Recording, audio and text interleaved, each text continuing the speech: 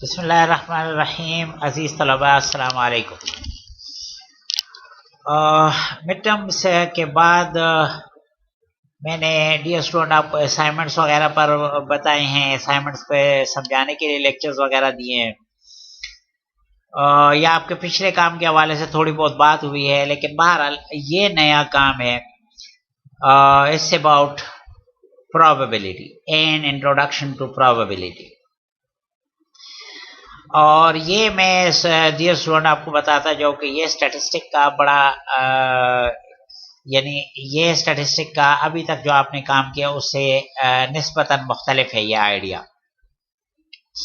Statistic में आप routine में इसके आयादी हैं, आप बहुत लंबे चौड़े क्वेश्चन होते हैं, बड़े बड़े टेबल बनाने पड़ते हैं, फार्मूले पुट करके और लंबी चौड़ी कैलकुलेशन करनी पड़ती है। अब आप देखेंगे कि स्टैटिस्टिक का इस एरिया में क्वेश्चन इतने बड़े नहीं होते, क्वेश्चन इनफैक्ट बहुत शॉर्ट होते हैं, लेकिन समझने की बहुत ज़्यादा अहमियत है। स्टैटिस्टिक का ये एरिया बहुत ज़्यादा टेक्निकल है और इसमें समझने की बहुत ज़्यादा ज़रूरत है, और इसलिए मैं तमाम स्टूडेंट से ये रिक्वेस्ट करूँगा कि इसको तवज्जो से सुने। ये एक बात मुझे इस डिस्टेंस लर्निंग की बड़ी पसंद आई है कि ये बात मेरी सारी रिकॉर्ड हो जाएगी और आपके पास रिकॉर्ड रहेगा।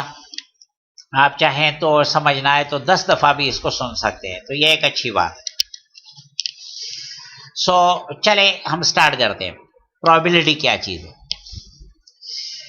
Probability is the branch of mathematics concerning numerical description of how likely an event is to occur or how likely it is that a proposition is true. Probability क्या चीज़ है?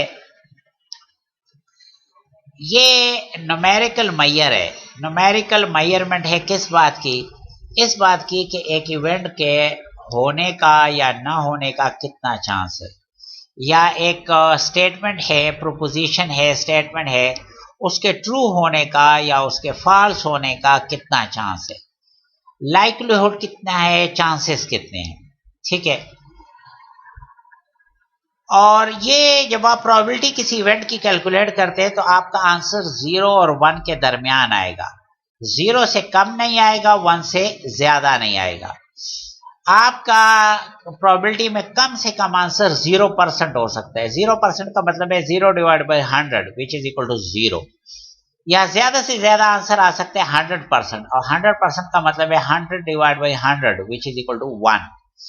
तो जनरली आपका answer 0 और 1 के दरमियान आएगा। हाँ, बहुत कम हो जाए तो 0, बहुत ज्यादा हो जाए तो 1 आ सकता है। ठीक है ना। 0 इसमें इम्पॉसिबल इवेंट को शो करता है, 0 इम्पॉसिबल इवेंट को, और 1 जो है प्रोबेबिलिटी के केस में वो श्योर इवेंट को, यकीनी इवेंट को शो करता है।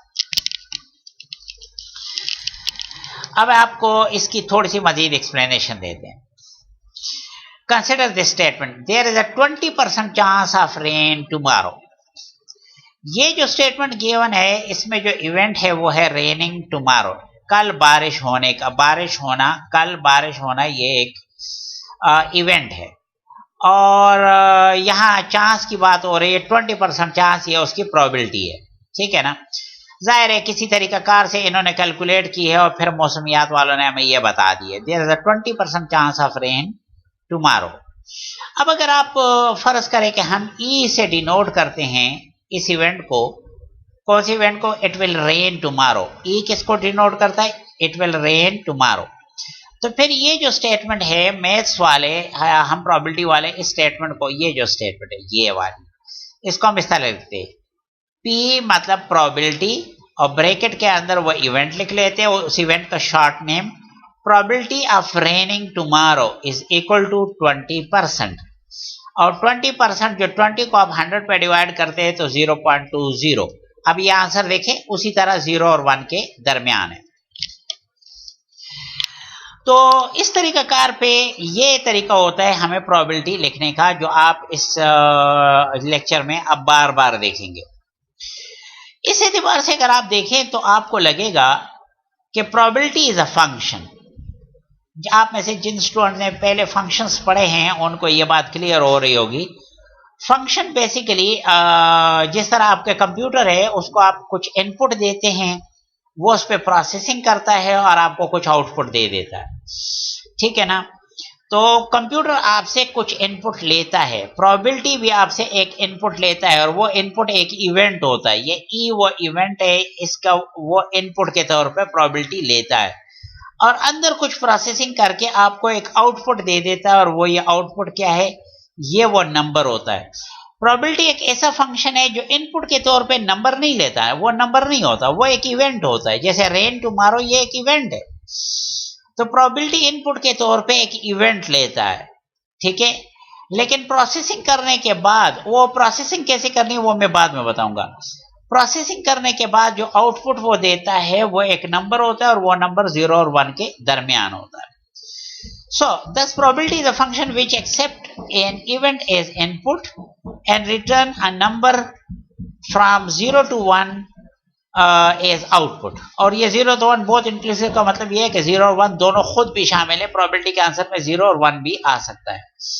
This output represent the likelihood, और ये जो आउटपुट आता है, ये जो आंसर आता है, ये वो लाइक्लीहुड है या वो प्रोबेबिलिटी है of occurrence of that event, यानी उस इवेंट के होने का चांस कितना है, वो ये आंसर या जो आउटपुट आ जाता है, यही वो प्रोबेबिलिटी रिप्रेजेंट करता है। और मजीद ये कि आप ये जो इवेंट्स हैं इनको आप सेट्स की मदद से लिखते हैं, लिहाजा प्रोबेबिलिटी को बेहतर समझने के लिए आपको 8वीं 10वीं क्लास के जो सेट थ्योरी है उसको थोड़ा दोबारा दोहरा लेना चाहिए। नेक्स्ट अब हम जाते हैं रैंडम एक्सपेरिमेंट्स की तरफ। इंशाल्लाह आपको थोड़ी देर बाद समझ आ जाएगी कि इसकी क्या अहमियत है प्रोबेबिलिटी में। रैंडम एक्सपेरिमेंट क्या होता है? A random experiment is any operation और procedure whose outcome cannot be predicted with certainty। कोई भी एक्सपेरिमेंट जिसका आउटकम आप पहले से ना बता सकें, हालांकि आप उस एक्सपेरिमेंट को हजारों दफा रिपीट कर सकते हैं, लेकिन आप उसे जब भी रिपीट करें तो आप उसका आउटकम पहले से ना बता सकें। इसकी मिसाल ले लें, आप एक कॉइन को टॉस करते हैं, ठीक है, आप एक कॉइन को, ये इधर से मैं साथ साथ एक एग्जांपल भी बता रहा हूं, आप एक कॉइन को टॉस करते हैं और ये रैंडम एक्सपेरिमेंट की मिसाल हो गई, ठीक है ना। आप चाहें तो पहली बात तो ये कि रैंडम एक्सपेरिमेंट की पहली खूबी ये है कि आप उस एक्सपेरिमेंट को रिपीट कर सकते हैं। जैसे आप चाहें तो कॉइन को दोबारा टॉस कर दे, 30 दफा फिर टॉस कर ले, हजारों दफा टॉस करते रहें, तो आप एक्सपेरिमेंट को रिपीट कर सकते हैं। पहली बात तो ये है कि जो इस एक्सपेरिमेंट को आप रिपीट नहीं कर सकते वो रैंडम एक्सपेरिमेंट नहीं होगा। दूसरी बात उसकी क्या बात है? दूसरी बात यह है कि उसके आउटकम, उस रैंडम एक्सपेरिमेंट के आउटकम एक से ज्यादा होते हैं। जैसे आप कॉइन को टॉस करते हैं तो आपके पास दो आउटकम होते हैं, हेड और टेल, जिसको मैंने एच और टी लिखा हुआ है। हेड और टेल उसके दो आउटकम होते हैं। तो ये इस पर्टिकुलर रैंडम एक्सपेरिमेंट के दो आउटकम है, दूसरे एक्सपेरिमेंट के ज्यादा आउटकम हो सकते हैं, लेकिन फिलहाल इसको मैं डिस्कस कर रहा हूं। इस एक्सपेरिमेंट के सिर्फ दो आउटकम है, हेड एंड टेल, जिसको मैंने शॉर्ट पे एच और टी लिखा हुआ है। तो इसके दो आउटकम होते हैं।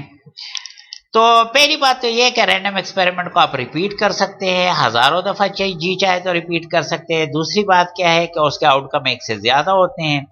और तीसरी बात यह कि जब भी उस एक्सपेरिमेंट को आप रिपीट कर रहे होते हैं, तो उस वक्त आप रिपीट करने से पहले आप नहीं बता सकते यकीनी तौर पे कि इसका क्या आउटकम आएगा, आप जरूर शक में मौजूद रहेंगे। बाकी the set of all possible outcome of experiment is called sample space. हम स्टैटिस्टिक्स वाले सैंपल स्पेस कहते हैं और मैथ्स वाले इसको यूनिवर्सल सेट कहते हैं। बाकी ये कुछ भी नहीं है। रैंडम एक्सपेरिमेंट के ऑल पॉसिबल आउटकम को हम हम सैंपल स्पेस कहते हैं या यूनिवर्सल सेट कहते हैं। जैसे ये कॉइन टॉसिंग एक्सपेरिमेंट है तो उसके यूनिवर्सल सेट को मैंने एस से डिनोट किया है, सैंपल स्पेस को मैं एस से डिनोट कर रहा हूं और उसके दो आउटकम है एच एंड टी उसके दो आउटकम है। चले जी आगे जाते हैं। एक और एक्सपेरिमेंट, अगर आप एक छक्का, डाई जिसको कहते हैं, बच्चे जिसे खेलते हैं लूडो वगैरह में, अगर आप उसको टॉस करते हैं, एक छक्का है उसको टॉस करते हैं और यह रैंडम एक्सपेरिमेंट है, तो आपके पास जो पॉसिबल आउटकम्स हैं वो 6 हैं, और इस सूरत में सैंपल स्पेस S को जो है ना आप इस तरह लिखेंगे 1 2 3 4 5 और 6। इसी तरह अगर आप रेंडमली एक कार्ड सेलेक्ट करते हैं, वही ताश के पत्तों से एक कार्ड रेंडमली सेलेक्ट करते हैं, तो आपको पता है कि वो 52 कार्ड्स होते हैं, तो आपके पास 52 पॉसिबल आउटकम्स हैं, ठीक है। इसी तरह अगर आप रोले व्हील को आप आप उसको घुमाते हैं, तो आप शुरू से पहले से आप बता नहीं सकते कि क्या आउटकम आएगा, ये आप शुरू से नहीं बता सकते। लेकिन मसला ये है हमारे स्टूडेंट का कि जब मैं ये इस तरह के एग्जांपल बताता हूँ, इन एग्जांपल का असल फायदा ये कि ये आसानी से समझ आ जाते हैं क्योंकि स्टूडेंट इस एनवायरनमेंट से गुजरा होता है। लेकिन स्टूडेंट ये समझने लगता है कि टीचर जो है शायद हमें जुआ सिखा रहा है और इस तरह की चीजें सिखा रहा है। इस तरह बात नहीं है। हम ये जो कुछ आपको बता रहे हैं ये साइंस में इस्तेमाल होता है, ये बिजनेस में इस्तेमाल होता है। जैसे ये देखें, ये 2 रियल लाइफ एग्जांपल्स मैंने आपके लिए इसीलिए रखी हैं। When a quality control technician, अब क्वालिटी कंट्रोल जो है ये प्रोडक्शन के बाद ये एक जरूरी काम है जो किसी भी अच्छे कारखाने में जरूर मौजूद होगा, कि भाई जो चीज प्रोड्यूस कर ली उसकी क्वालिटी चेक करेंगे। तो when a quality control technician select an item for inspection from a production line, भाई प्रोडक्शन हो रही है और उसने एक आइटम सेलेक्ट कर दिया जो प्रोड्यूस किया है उन्होंने, उसको वो चेक कर रहे हैं कि वो सही है क्या गलत बन गया है। याद रखें अच्छे से अच्छी प्रोडक्शन लाइन में भी गलती का इम्कान होता है। तो बहरहाल वो आइटम उसने सेलेक्ट किया और ये क्वालिटी कंट्रोल वाले खास वक्त के बाद इससे सैंपल्स लेते रहते और उसको चेक करते रहते। यहाँ उसने सिर्फ एक आइटम सेलेक्ट किया है और उसको चेक कर रहा है। It may be classified as non defective और डिफेक्टिव। वो उसको डिफेक्टिव कंसिडर कर सकता है, मतलब क्लासिफाई कर सकता है, या नॉन डिफेक्टिव। और डिफेक्टिव को डी लिख लें, नॉन डिफेक्टिव को एन लिख लें, तो आपके पास सैंपल स्पेस डी और एन के बराबर हो गया।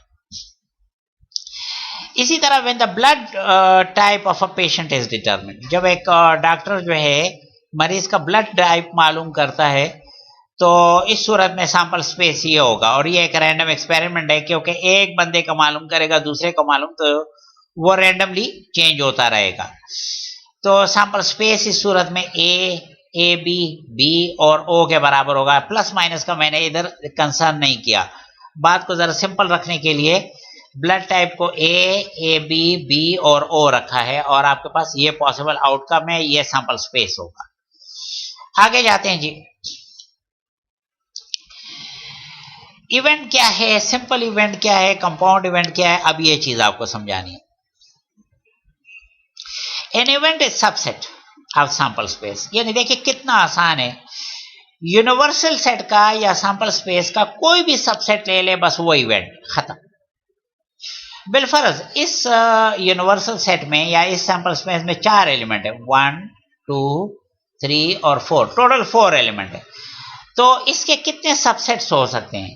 सही बात है, 2 raised to power 4, 2 raised to power number of elements in set, number of element in sample space 2 raised to power 4। इस सेट के 2 रेस्ट टू पावर 4 यानी 16 सबसेट्स हो सकते हैं।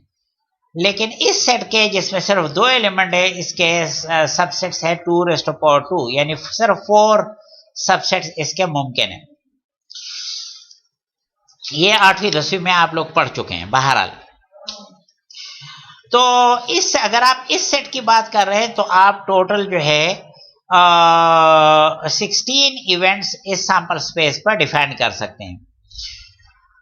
An event is a subset of the sample space consisting of at least one outcome from sample space। अच्छा, इन्होंने ये लिखा है और ये मैंने बुक से ऐसे ही कॉपी कर लिया है कि कम से कम एक आउटकम उसमें जरूरी है। ये भी कोई जरूरी नहीं है। आप खाली सबसेट, इसका खाली सेट भी आपको पता है कि वो हर सेट का सबसेट होता है। या खाली सेट जिसमें इसका कोई भी एलिमेंट नहीं लिखा हुआ, वो भी इसका सबसेट कंसिडर होता है। और ये पूरा का पूरा सेट ये खुद भी अपना सबसेट कंसिडर होता है। अलबत्ता खाली सबसेट जो है ना, वो इम्पॉसिबल इवेंट को डिनोट करता है, और पूरा का पूरा ये सैंपल स्पेस ये श्योर यानी यकीनी इवेंट को डिनोट करता है Bharat. So if an event consist exactly one outcome, अगर एक इवेंट है और उसमें सिर्फ एक आउटकम है तो उसको हम सिंपल इवेंट कहेंगे, और एक से ज्यादा आउटकम है उसमें तो वो फिर कंपाउंड इवेंट हो जाएगा. ये मजीद आपको इस एग्जांपल से क्लियर हो जाएगा. फर्ज करें वही क्वालिटी कंट्रोल वाला टेक्नीशियन है, लेकिन अब की दफा उसने एक आइटम सेलेक्ट नहीं किया. He select 2 computer motherboards and classify each one as defective और नॉन डिफेक्टिव.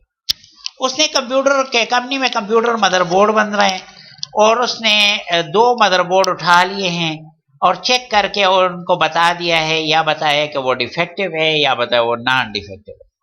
बहरहाल इस सूरत में आपके पास जो सैंपल स्पेस बनेगा वो ये बनेगा. एन का मतलब है पहला भी नॉन डिफेक्टिव दूसरा भी नॉन डिफेक्टिव. एन डी का मतलब है पहला वाला मदरबोर्ड नॉन डिफेक्टिव दूसरा वाला डिफेक्टिव. डी एन का मतलब है पहला वाला डिफेक्टिव दूसरा वाला नॉन डिफेक्टिव. और डी का मतलब है दोनों नॉन डिफेक्टिव. मैंने बताया डी डिफेक्टिव को और एन नॉन डिफेक्टिव को डिनोट करता है. Okay, let A represent the event that neither unit is defective. कोई भी डिफेक्टिव नहीं है. जो उसने ये इस इवेंट को डिनोट करता है कि उसने जो 2 मदरबोर्ड उठाए हैं एक भी डिफेक्टिव नहीं आएगा. तो फिर ए के हक में जो पॉइंट जाता है ये पूरा सैंपल स्पेस नहीं, सिर्फ ये एन इसके हक में जाता है. लिहाजा ए को हम इस इवेंट को हम इस तरह लिखेंगे. ए इवेंट को हम सेट्स की लैंग्वेज में इस तरह लिखेंगे और इसमें सिर्फ एक एलिमेंट है. याद रखें ये एन 2 एलिमेंट नहीं है, ये एक एलिमेंट है. ये कामा के बाद दूसरा एलिमेंट शुरू होता है. इसके बाद दूसरा जो है अगर बी एक इवेंट है और जो बता रहा है कि एटलीस्ट 1 आइटम इज डिफेक्टिव, कम से कम एक आइटम डिफेक्टिव होगा, तो फिर बी के हक में ये 3 बातें 3 पॉइंट्स उसके हक में जाते हैं. एनडी भी इसके हक में जाता है क्योंकि इसमें कम से कम एक डिफेक्टिव है. डीएन भी इसके हक में जाता है क्योंकि अगेन कम से कम एक डिफेक्टिव है. और डीडी तो लाजमन जाता है क्योंकि उसमें तो 2 डिफेक्टिव है, तो कम से कम एक वाली शर्त पे ये भी पूरा उतरता है. तो ये बी का सेट्स के फॉर्म में बी को हम ए से लिखेंगे. अब ये दोनों सेट जरा इधर देखें. आपको यहां पर मैंने वो जो 8वीं 10वीं में आप पढ़ते थे वेन डायग्राम, ये पूरा यूनिवर्सल सेट है. पूरा ये स्क्वायर फॉर्म में ये पूरा यूनिवर्सल सेट है. उसमें सेट ए में देखें सिर्फ एक एलिमेंट है एन, और सेट बी में देखें एन डी एन और डी, इसमें 3 एलिमेंट है. अच्छा जी, बाकी ये 2 सेट नॉन ओवरलैपिंग सेट हैं, उनमें कॉमन एलिमेंट कोई भी नहीं है. Okay, the figure is a Venn diagram representation of sample space and event A and B. ये इवेंट ए और बी का वेन डायग्राम है. ठीक है ना. आगे हम जाते हैं जी मजीद. Fundamental counting principles. ये एक बहुत सादा सा प्रिंसिपल है लेकिन बहुत अहम है और प्रोबेबिलिटी में हम अक्सर यूज करते हैं. द फंडामेंटल काउंटिंग प्रिंसिपल या शॉर्ट में अक्सर लोग काउंटिंग रूल कह देते हैं, is a way to figure out the number of outcome in a probability problem. Outcomes को गिनने के लिए ये काम आता है. Basically you multiply the events together. वो जो मुख्तलिफ इवेंट्स हैं उनको आप मल्टीप्लाई करते हैं. किस तरह करते हैं ये हम आपको एक एग्जांपल से क्लियर करवा देता हूं. ये एक एग्जांपल है. A fast food restaurant has a meals special. एक रेस्टोरेंट है जिसमें $5 का एक खास मील है. आप एक ड्रिंक सेलेक्ट करेंगे, एक सैंडविच, एक साइड आइटम और एक डेजर्ट. 4 आइटम्स आप सेलेक्ट करेंगे और चॉइसेस ये हैं. सैंडविच में आपके पास जो है ना ग्रिल्ड चिकन है, ये एक है, या आल बीफ पैटी है, वेज बर्गर है, या फिश फिले है. तो सैंडविच में आपके पास 4 चॉइसेस हैं. सैंडविच में ये 4 चॉइसेस हैं. साइड आइटम में आपके पास रेगुलर फ्राइज हैं, चीज फ्राइज है, पोटैटो वेजेस है. डेजर्ट्स में आपके पास चॉकलेट चिप कुकी है और एप्पल पाई है. इसमें 2 आपके पास चॉइसेस हैं. ड्रिंक में आपके पास फेंटा है, डॉक्टर पेपर है, कोक है, डाइट कोक है और स्प्राइट है. 1 2 3 4 और 5, इसमें 5 चॉइसेस हैं। अब सवाल यह है कि आपके पास कितने आउटकम्स हैं, कितने मुख्तलिफ किस्म के। अगर आप $5 का एक पेमेंट करते हैं तो एक वक्त में तो ठीक है आप एक खाएंगे, लेकिन आपके पास चॉइसेस कितनी हैं ये देखना है, टोटल चॉइसेस कितनी हैं। याद रखें आप सारे नहीं खाएंगे, आप खाएंगे एक ही, लेकिन $5 में आपको एक ही मिलेगा, लेकिन चॉइसेस कितनी है। मैं फिलहाल चॉइसेस गिन रहा हूं। ये बड़ी अजीब बात है, स्टूडेंट अक्सर चॉइसेस पे कंसंट्रेट नहीं करते। प्लीज इस क्वेश्चन पे कंसंट्रेट करें। खाएंगे आप एक ही चॉइस, लेकिन टोटल चॉइसेस कितनी है वो मैं आपको बता रहा हूं, और वो इस क्वेश्चन का मकसद है। पहली बात तो आप याद रखें कि हाउ मेनी रिक्वायर्ड ये है, how many meal combos are possible, how many choices are possible, वो अब आपको बता रहे हैं। इस प्रॉब्लम में आपके पास 4 चॉइसेस है, 4 स्टेजेस है। पहले आप सैंडविच सेलेक्ट करेंगे, साइड आइटम सेलेक्ट करेंगे, डेजर्ट सेलेक्ट करेंगे और ड्रिंक सेलेक्ट करेंगे। जहां थोड़ी डिटेल ये है कि आपके पास सैंडविच में कितने हैं, उसमें 4 चॉइसेस हैं आपके पास, जैसे मैंने ऊपर बताया। इसी तरह हर एक का मैंने बता दिया। जैसे आपके पास ड्रिंक में 5 चॉइसेस है, आप क्या करेंगे, इनको मल्टीप्लाई करेंगे। 4 multiply by 3 multiply by 2 multiply by 5, आपके पास 120 मील चॉइसेस हैं। याद रखें, अगेन मैं कह रहा हूं, खाएंगे आप एक ही, $5 दे के आप एक ही खाएंगे, लेकिन चॉइसेस आपके पास 120 हैं। आगे जाते हैं जी। बाज़ औक़ात ये जो काउंटिंग का प्रिंसिपल है, इसको हम ट्री डायग्राम से रिप्रेजेंट करते हैं, लेकिन ये सिंपल किस्म के प्रॉब्लम में ट्री डायग्राम यूज होता है। कॉम्प्लेक्स प्रॉब्लम में फिर यह बहुत ही मुश्किल हो जाता है tree diagram banana. Simple counting problem can be visually represented by a tree diagram. In a tree diagram, each outcome of an experiment is represented as branch of geometric figure called tree. इस तरह का एक tree बन जाता है। ठीक है, जैसे एक एग्जांपल है, 2 coins are tossed. How many possibilities are there? 2 coins आप टॉस करते हैं, पॉसिबिलिटीज कितनी है, और show all possibilities by a tree diagram. तो यहां पर आप देखेंगे, जब आप पहला टॉस करेंगे, फर्स्ट टॉस, तो आपके पास पहला टॉस करेंगे कॉइन को, तो आपके पास हेड आ सकता है, टेल आ सकता है, हेड आ सकता है, टेल आ सकता है। ये अलग बात है कि एक दफा टॉस करेंगे तो इनमें से सिर्फ एक आएगा, लेकिन आ सकते हैं 2। याद रखें, ये प्रोबेबिलिटी में हमें एक दफा में क्या आया उससे ज्यादा दिलचस्पी नहीं होती। जैसे इधर मुझे इससे ज्यादा दिलचस्पी नहीं थी कि एक दफा में आपने $5 देके क्या खाया, मुझे इससे दिलचस्पी थी कि टोटल चॉइसेस कितनी है। इसी तरह जब आप पहला टॉस करते हैं तो आपके पास 2 चॉइसेस हैं, हेड और टेल।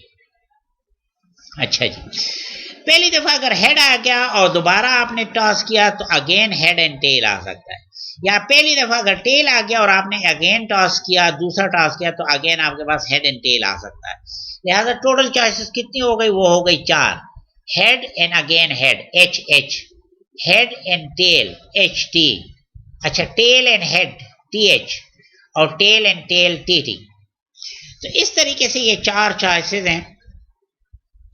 प्रोबेबिलिटी में अक्सर ये जरूरी नहीं होता कि आप इस तरह का लंबा चौड़ा लिस्ट बना लें और उनको लिस्ट कर लें। ये शुरू में सीखने के लिए अच्छा होता है। प्रोबेबिलिटी में हमें इनको लिस्ट नहीं करना पड़ता। हमारे लिए ज्यादा अहम ये होता है कि कोई ऐसा तरीका हो जाए कि हम इनको आसानी से गिन लें। इनका गिनना बहुत जरूरी होता है। ठीक है, प्रोबेबिलिटी के क्वेश्चन में ये गिनती बड़े काम आती है, काउंटिंग बहुत काम आती है, और इसलिए काउंटिंग के मुख्तलिफ तरीके प्रोबेबिलिटी में बड़े अहम होते हैं। बाकी गिनने के एतबार से आप देखेंगे तो पहले कॉइन के 2 चॉइसेस हैं, दूसरे के 2 चॉइसेस हैं, 2 मल्टीप्लाई बाय 2, आपके पास टोटल 4 चॉइसेस। बाकी वो यहां हमने लिस्ट नहीं किया है, लेकिन अगर लिस्ट करना चाहें तो ये वो लिस्ट मौजूद है। ठीक है ना। इसके बाद एक और example, 2 dice are tossed, how many possibilities are there. अब आप देख रहे हैं बच्चे जब छक्के से खेलते हैं तो एक छक्के के 6 पॉसिबिलिटीज होते हैं। जब आप 2 छक्के को टॉस करेंगे तो एक के 6 पॉसिबिलिटीज और दूसरे के 6, तो 6 मल्टीप्लाई बाय 6 आपके पास टोटल 36 चॉइसेस हैं। याद रखें डियर स्टूडेंट, आपके पास टोटल 36 चॉइसेस हैं। ओके, आगे जाते हैं। An experiment consists of observing the blood type of 5 randomly selected individuals. 5 बंदे हम रैंडमली सेलेक्ट करते हैं और उनका ब्लड टाइप चेक करते हैं। अब आपके पास यहाँ कितने चॉइसेस हैं? आपको थोड़ी देर पहले मैंने बताया था कि एक बंदे का ब्लड टाइप ए हो सकता है, बी हो सकता है, बी हो सकता है और ओ हो सकता है। टोटल ये 4 है। जब आप 5 बंदे लेते हैं तो ये होगा 4, ये पहले बंदे का चॉइसेस है। मल्टीप्लाई बाय 4 ये दूसरे बंदे का है, मल्टीप्लाई बाय 4 ये तीसरे बंदे का है, मल्टीप्लाई बाय 4 ये चौथे बंदे का है, ये मल्टीप्लाई बाय 4 ये पांचवें बंदे का। और अब जब आप सबको मल्टीप्लाई करेंगे you get 1024 possibilities. You get 1024 possibilities. Okay. In this case, you can see constructing a tree diagram would be quite difficult. तो अगर आप इसका ड्रीम डायग्राम बनाने बैठ जाए ना, सही पागल हो जाएंगे। और मैंने बताया कि हमें ट्री डायग्राम बनाने की जरूरत नहीं होती, ये शुरू में सिर्फ समझने के लिए है।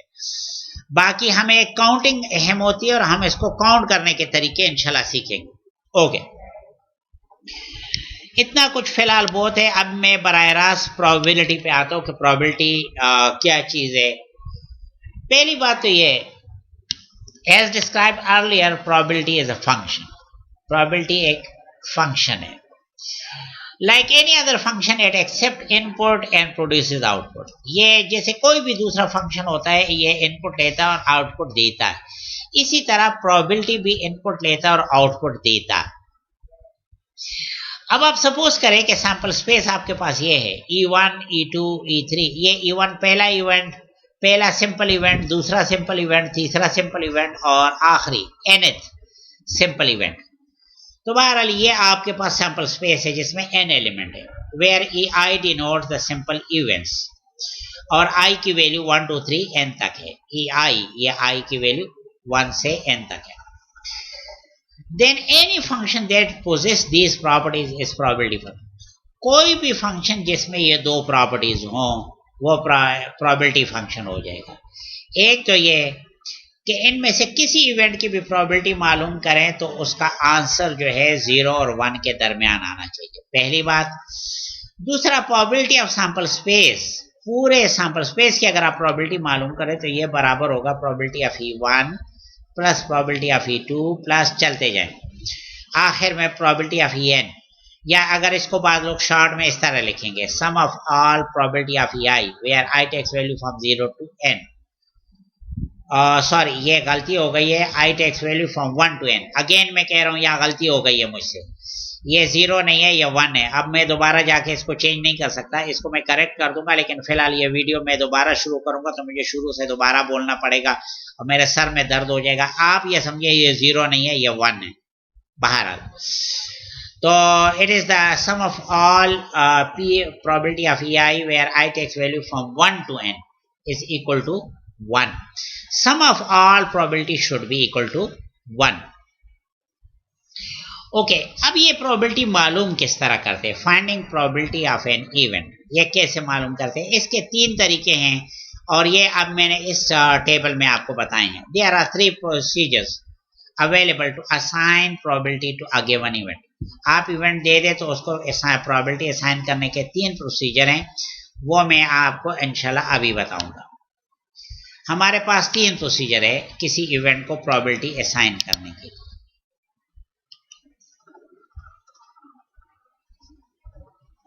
पहला इवेंट है जिसको हम सब्जेक्टिव अप्रोच कहते हैं। सब्जेक्टिव अप्रोच में कोई कैलकुलेशन नहीं होती, बस एक बंदा अंदाजे से, और आमतौर पे वो बंदा उस एरिया का स्पेशलिस्ट होता है, वो अंदाजे से बताया जाता है कि एक इवेंट का उसके ख्याल में कितना चांस है। बिलफर्ज आप इसको इस मिसाल से समझे। A medical doctor tales a patient with a newly diagnosed cancer that the probability of successfully treating the cancer is 90%. यानी एक मरीज है, उसका नया नया कैंसर मालूम हुआ है, और मेडिकल डॉक्टर जो कैंसर का स्पेशलिस्ट है वो उसका कह रहा है कि आपका कामयाबी से इलाज हो जाएगा, इसका 90% चांस है। अब यहाँ उसने कोई कैलकुलेशन नहीं की, बस सिर्फ अपने पास्ट एक्सपीरियंस पे एक अंदाजा लगा दिया। The doctor is assigning a subjective probability. ये अप्रोच सारा सब्जेक्टिव है, और कितनी प्रोबेबिलिटी वो दे रहा है, वो 0.90। 90% का क्या मतलब है, 0.90। और वो किस बात की प्रोबेबिलिटी है, that the cancer can be successfully treated. ठीक है, अब हम आगे जाते हैं। दूसरे दो तरीके हैं, एक है क्लासिकल डेफिनेशन और एक है रिलेटिव फ्रीक्वेंसी डेफिनेशन। अब हम उसकी तरफ जाते हैं। अलबत्ता सब्जेक्टिव अप्रोच में आप उन्हें देख लिया, इसमें कैलकुलेशन नहीं होती। अब मैं जाता हूँ रिलेटिव फ्रीक्वेंसी अप्रोच, मैंने पहले क्यों डिस्कस किया है, उसकी वजह यह है डियर स्टूडेंट कि रिलेटिव फ्रीक्वेंसी अप्रोच बेस करता है फ्रीक्वेंसी डिस्ट्रीब्यूशन पे, और आप फ्रीक्वेंसी डिस्ट्रीब्यूशन पहले पढ़ चुके हैं। This approach converts frequency distribution into probability distribution. A random experiment is repeated a large number of times. एक एक्सपेरिमेंट है, उसको बड़ी तादाद में रिपीट किया जाता है। फिर ये देखा जाता है कि आप जिस इवेंट में इंटरेस्टेड है वो कितनी दफ़ा इस दौरान जब मैं ये रिपीटिशन कर रहा था तो वो इवेंट कितनी दफ़ा मुझे ऑब्जर्व हुआ। तो and the frequency F of the event of interest is recorded. जिस इवेंट में आप इंटरेस्टेड होते हैं उसकी फ्रीक्वेंसी आप रिकॉर्ड कर रहे हैं, और फिर फाइनली आप ये रेशो कैलकुलेट करते हैं, एफ को एन पे डिवाइड कर देते हैं और यही प्रोबेबिलिटी हो जाती है। ये आप इवेंट जिस इवेंट में दिलचस्पी रखते हैं ये उसकी प्रोबेबिलिटी हो जाती है। ठीक है ना। और ये अप्रोच ज़्यादा बेहतर काम करता है अगर आप एन को जितना ज़्यादा ले सके, यानी आप उस एक्सपेरिमेंट को जितना ज़्यादा दफ़ा रिपीट कर सके उतना अच्छा है। ठीक है ना। ये अब आप इसकी एक एग्जांपल देख लें।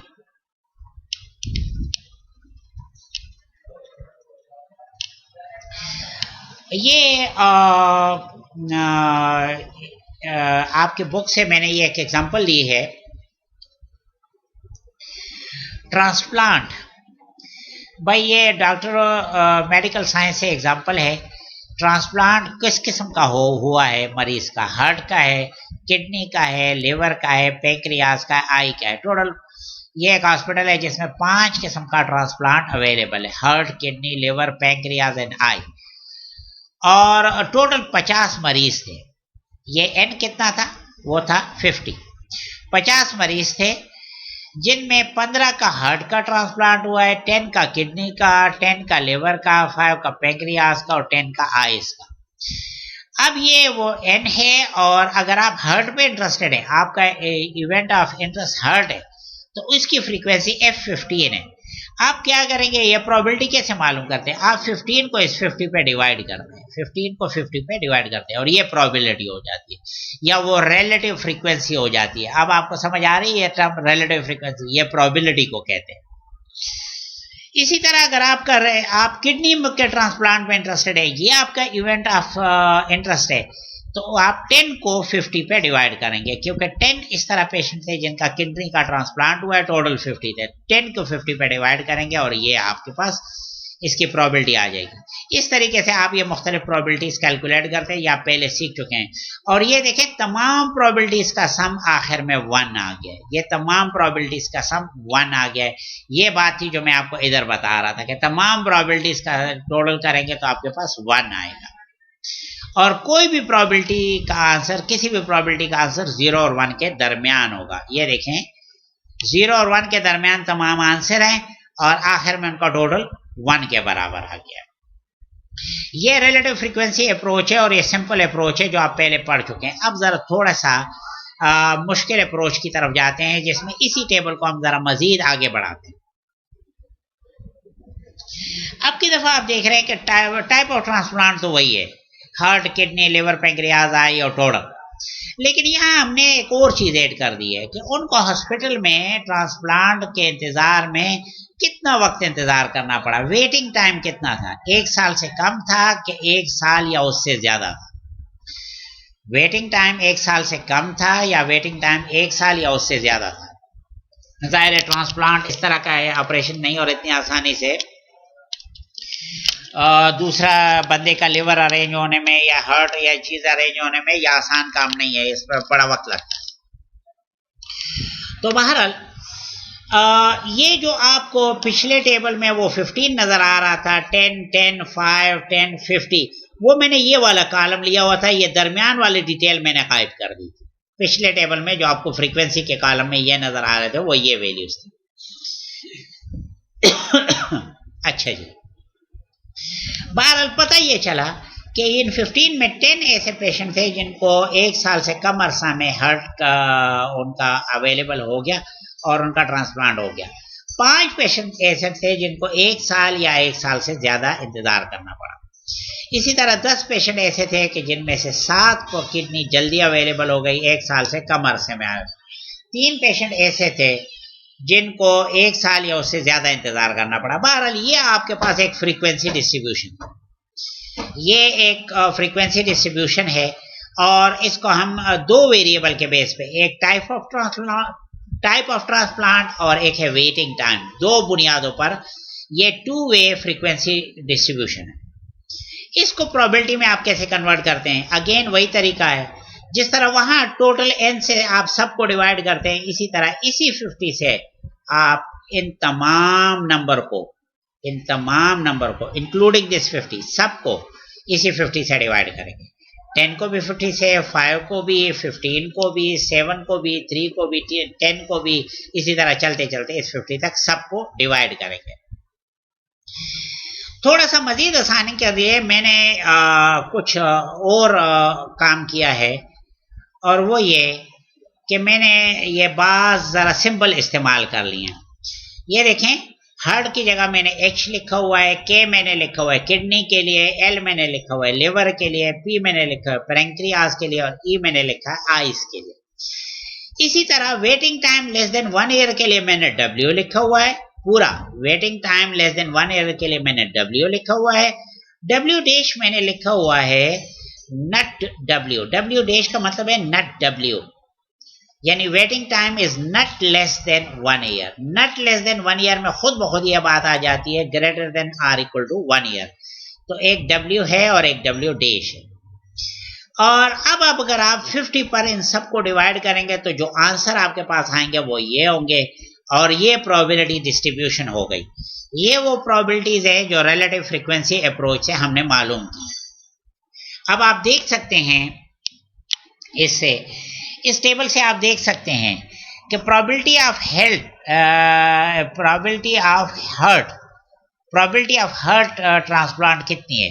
तो ये देखें, आप हार्ट के सामने ये नहीं देखेंगे, बिल्कुल एंड में आके इस टोटल में देखेंगे और ये है 30% या 0.30।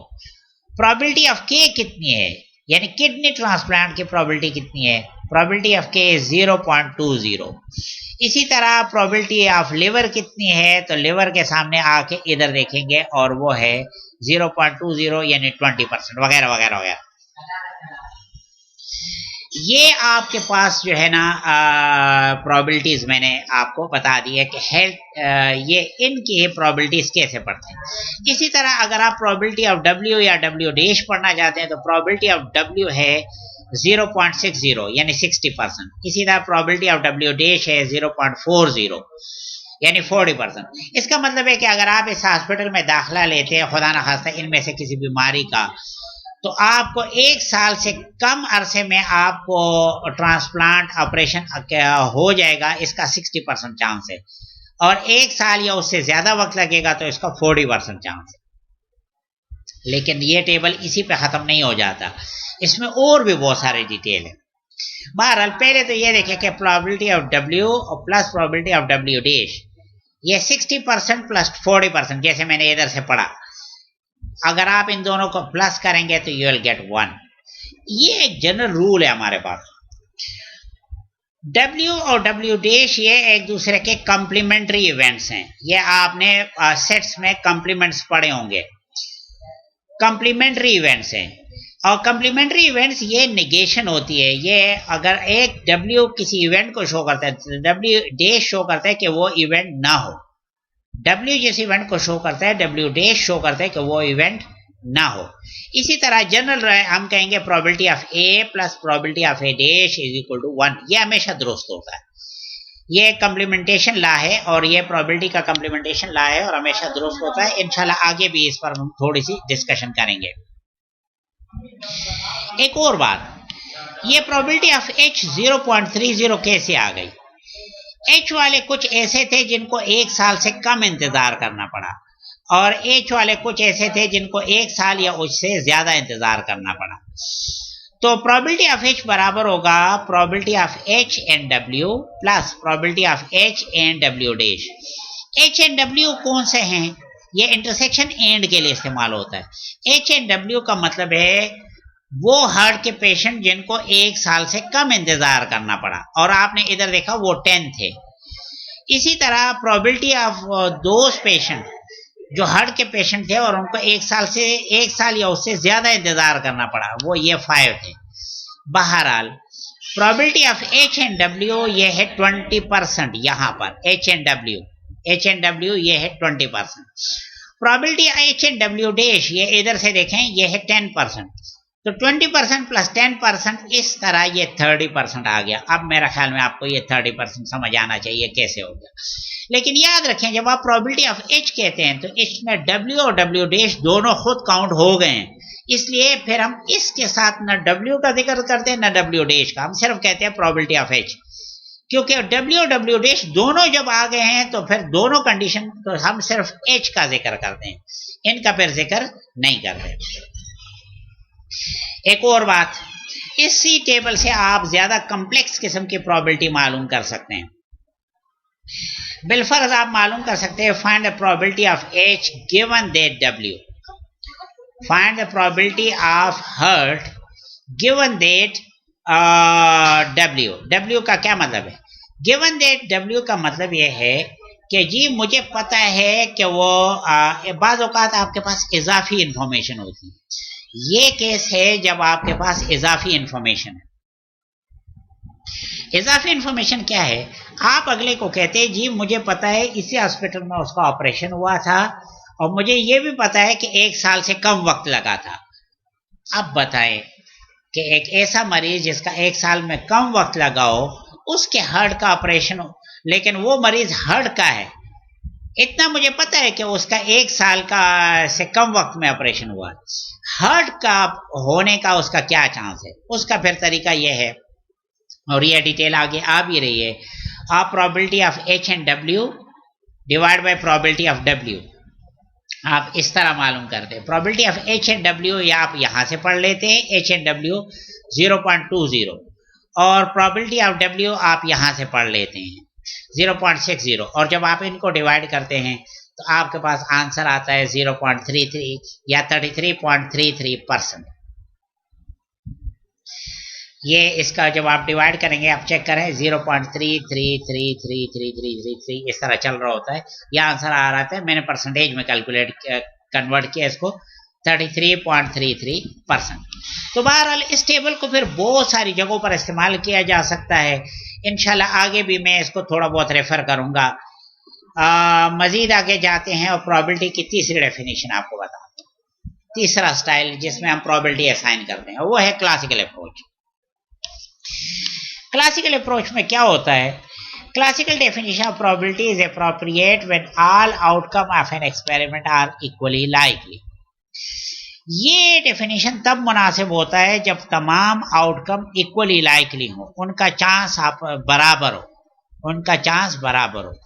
ये जरा कम बात है लेकिन बाज़ औक़ात ऐसे हो जाता है। यूनिवर्सल सेट में अगर तमाम आउटकम का चांस आपस में बराबर हो, यूनिवर्सल सेट में तमाम आउटकम का चांस अगर आपस में बराबर हो, यूनिवर्सल सेट में मुख्तलिफ आउटकम है E1 E2 E3 EN, अगर इन तमाम E1 E2 E3 EN सब का चांस आपस में बराबर हो तो फिर आप वो इक्वली लाइकली वाला ये जो क्लासिकल अप्रोच है वो आप इस्तेमाल कर सकते हैं। अगर यूनिवर्सल सेट में तमाम जो इवेंट्स हैं अगर उन सब का चांस आपस में बराबर हो तो आप ये क्लासिकल अप्रोच इस्तेमाल कर सकते हैं, वरना इस्तेमाल नहीं कर सकते। Classical definition of probability is appropriate when all outcome of experiment are equally likely. For an experiment consisting of n outcome, the classical approach definition of probability assign 1 over n probability to every event. वो जो sample space में एक एक event है E1, E2 सबको वो 1 over n probability assign करता है। बाकी अगर आपके पास एक इवेंट E है, ये E1 या E2 नहीं है, E खुद एक अलग इवेंट है जिसमें K सिंपल इवेंट है, उसमें ज्यादा इवेंट है, ये कंपाउंड इवेंट है, उसमें K सिंपल इवेंट्स आते हैं, K सिंपल आउटकम आते हैं, तो फिर E की प्रोबेबिलिटी होगी K बाई N, फिर E की प्रोबेबिलिटी होगी K बाई N। इस बात को एक एग्जांपल से समझे, आप वैसे नहीं समझेंगे। The experiment of selecting one card randomly from a standard deck of 52 playing cards is equally likely outcome। ये अब equally likely वाली एग्जांपल है।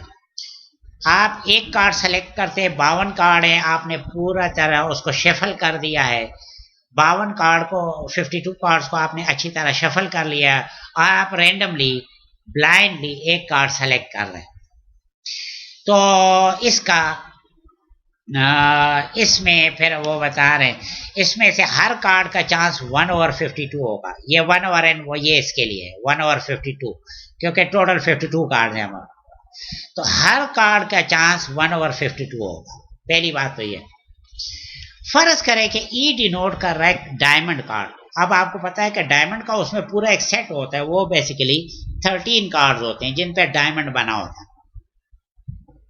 वो आप क्या कहते हैं, ईट कहते हैं, क्या कहते हैं उसको, बहरहाल डायमंड कार्ड। तो डायमंड कार्ड के टोटल ये 13 कार्ड होते हैं, तो डायमंड कार्ड की प्रोबेबिलिटी होगी 13 बाई 52, ये वो K बाई N है, 13 इसके फेवर में जाते हैं और टोटल 52 है। बट जब डायमंड सेलेक्ट करते हैं तो डायमंड आ जाए इसके फेवर में 13 चॉइसेस है और टोटल 52 चॉइसेस हैं।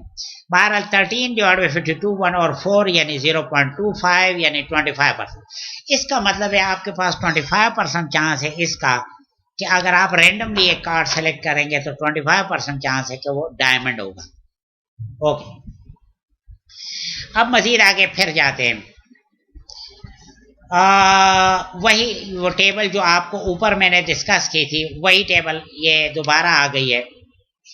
इस पर मैंने आपको कुछ जॉइंट प्रोबेबिलिटी, मार्जिनल प्रोबेबिलिटी और कंडीशनल प्रोबेबिलिटी एक्सप्लेन करनी है, इसी टेबल पे एक्सप्लेन करनी है। We would like to explain this probability with the help of joint probability distribution। ये एक जॉइंट प्रोबेबिलिटी डिस्ट्रीब्यूशन है। जॉइंट प्रोबेबिलिटी इसलिए कहते हैं कि दो वेरिएबल है, एक ट्रांसप्लांट है और एक वेट इन टाइम है, क्योंकि ये दो वेरिएबल के लिए जॉइंटली बनाया गया है तो जॉइंट प्रोबेबिलिटी डिस्ट्रीब्यूशन कह देते हैं। ठीक है, इसकी मदद से डियर स्टूडेंट आपको ये कुछ चीजें बतानी है।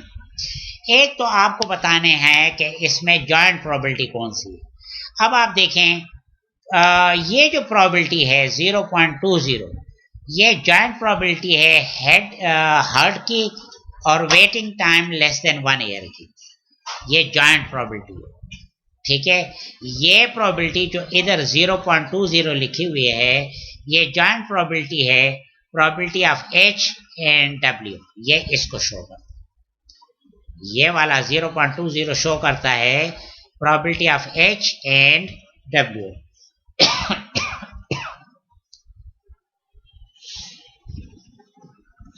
इसी तरह ये 0.10 शो करता है probability of heart transplant but waiting time greater than or equal to 1 year. तो ये probability of H in W है और की प्रोबेबिलिटी है, और ये जो है प्रोबेबिलिटी है H और W डैश की। और इसी तरह यहां से मैंने ये जॉइंट प्रोबेबिलिटी उठाकर और उससे ये प्रोबेबिलिटी मालूम की है। और इस प्रोबेबिलिटी में मैंने आपको बताया कि इसमें वेटिंग टाइम का इफेक्ट, क्योंकि W भी आ गया और W डैश भी आ गया, लिहाजा वेटिंग टाइम गायब हो गया। अब सिर्फ ये 0.30 सिर्फ ये हर्ट की प्रोबेबिलिटी है, ये सिर्फ हर्ट की प्रोबेबिलिटी है। ये 0.30 सिर्फ इस H की प्रोबेबिलिटी है, 0.20 सिर्फ K की प्रोबेबिलिटी है।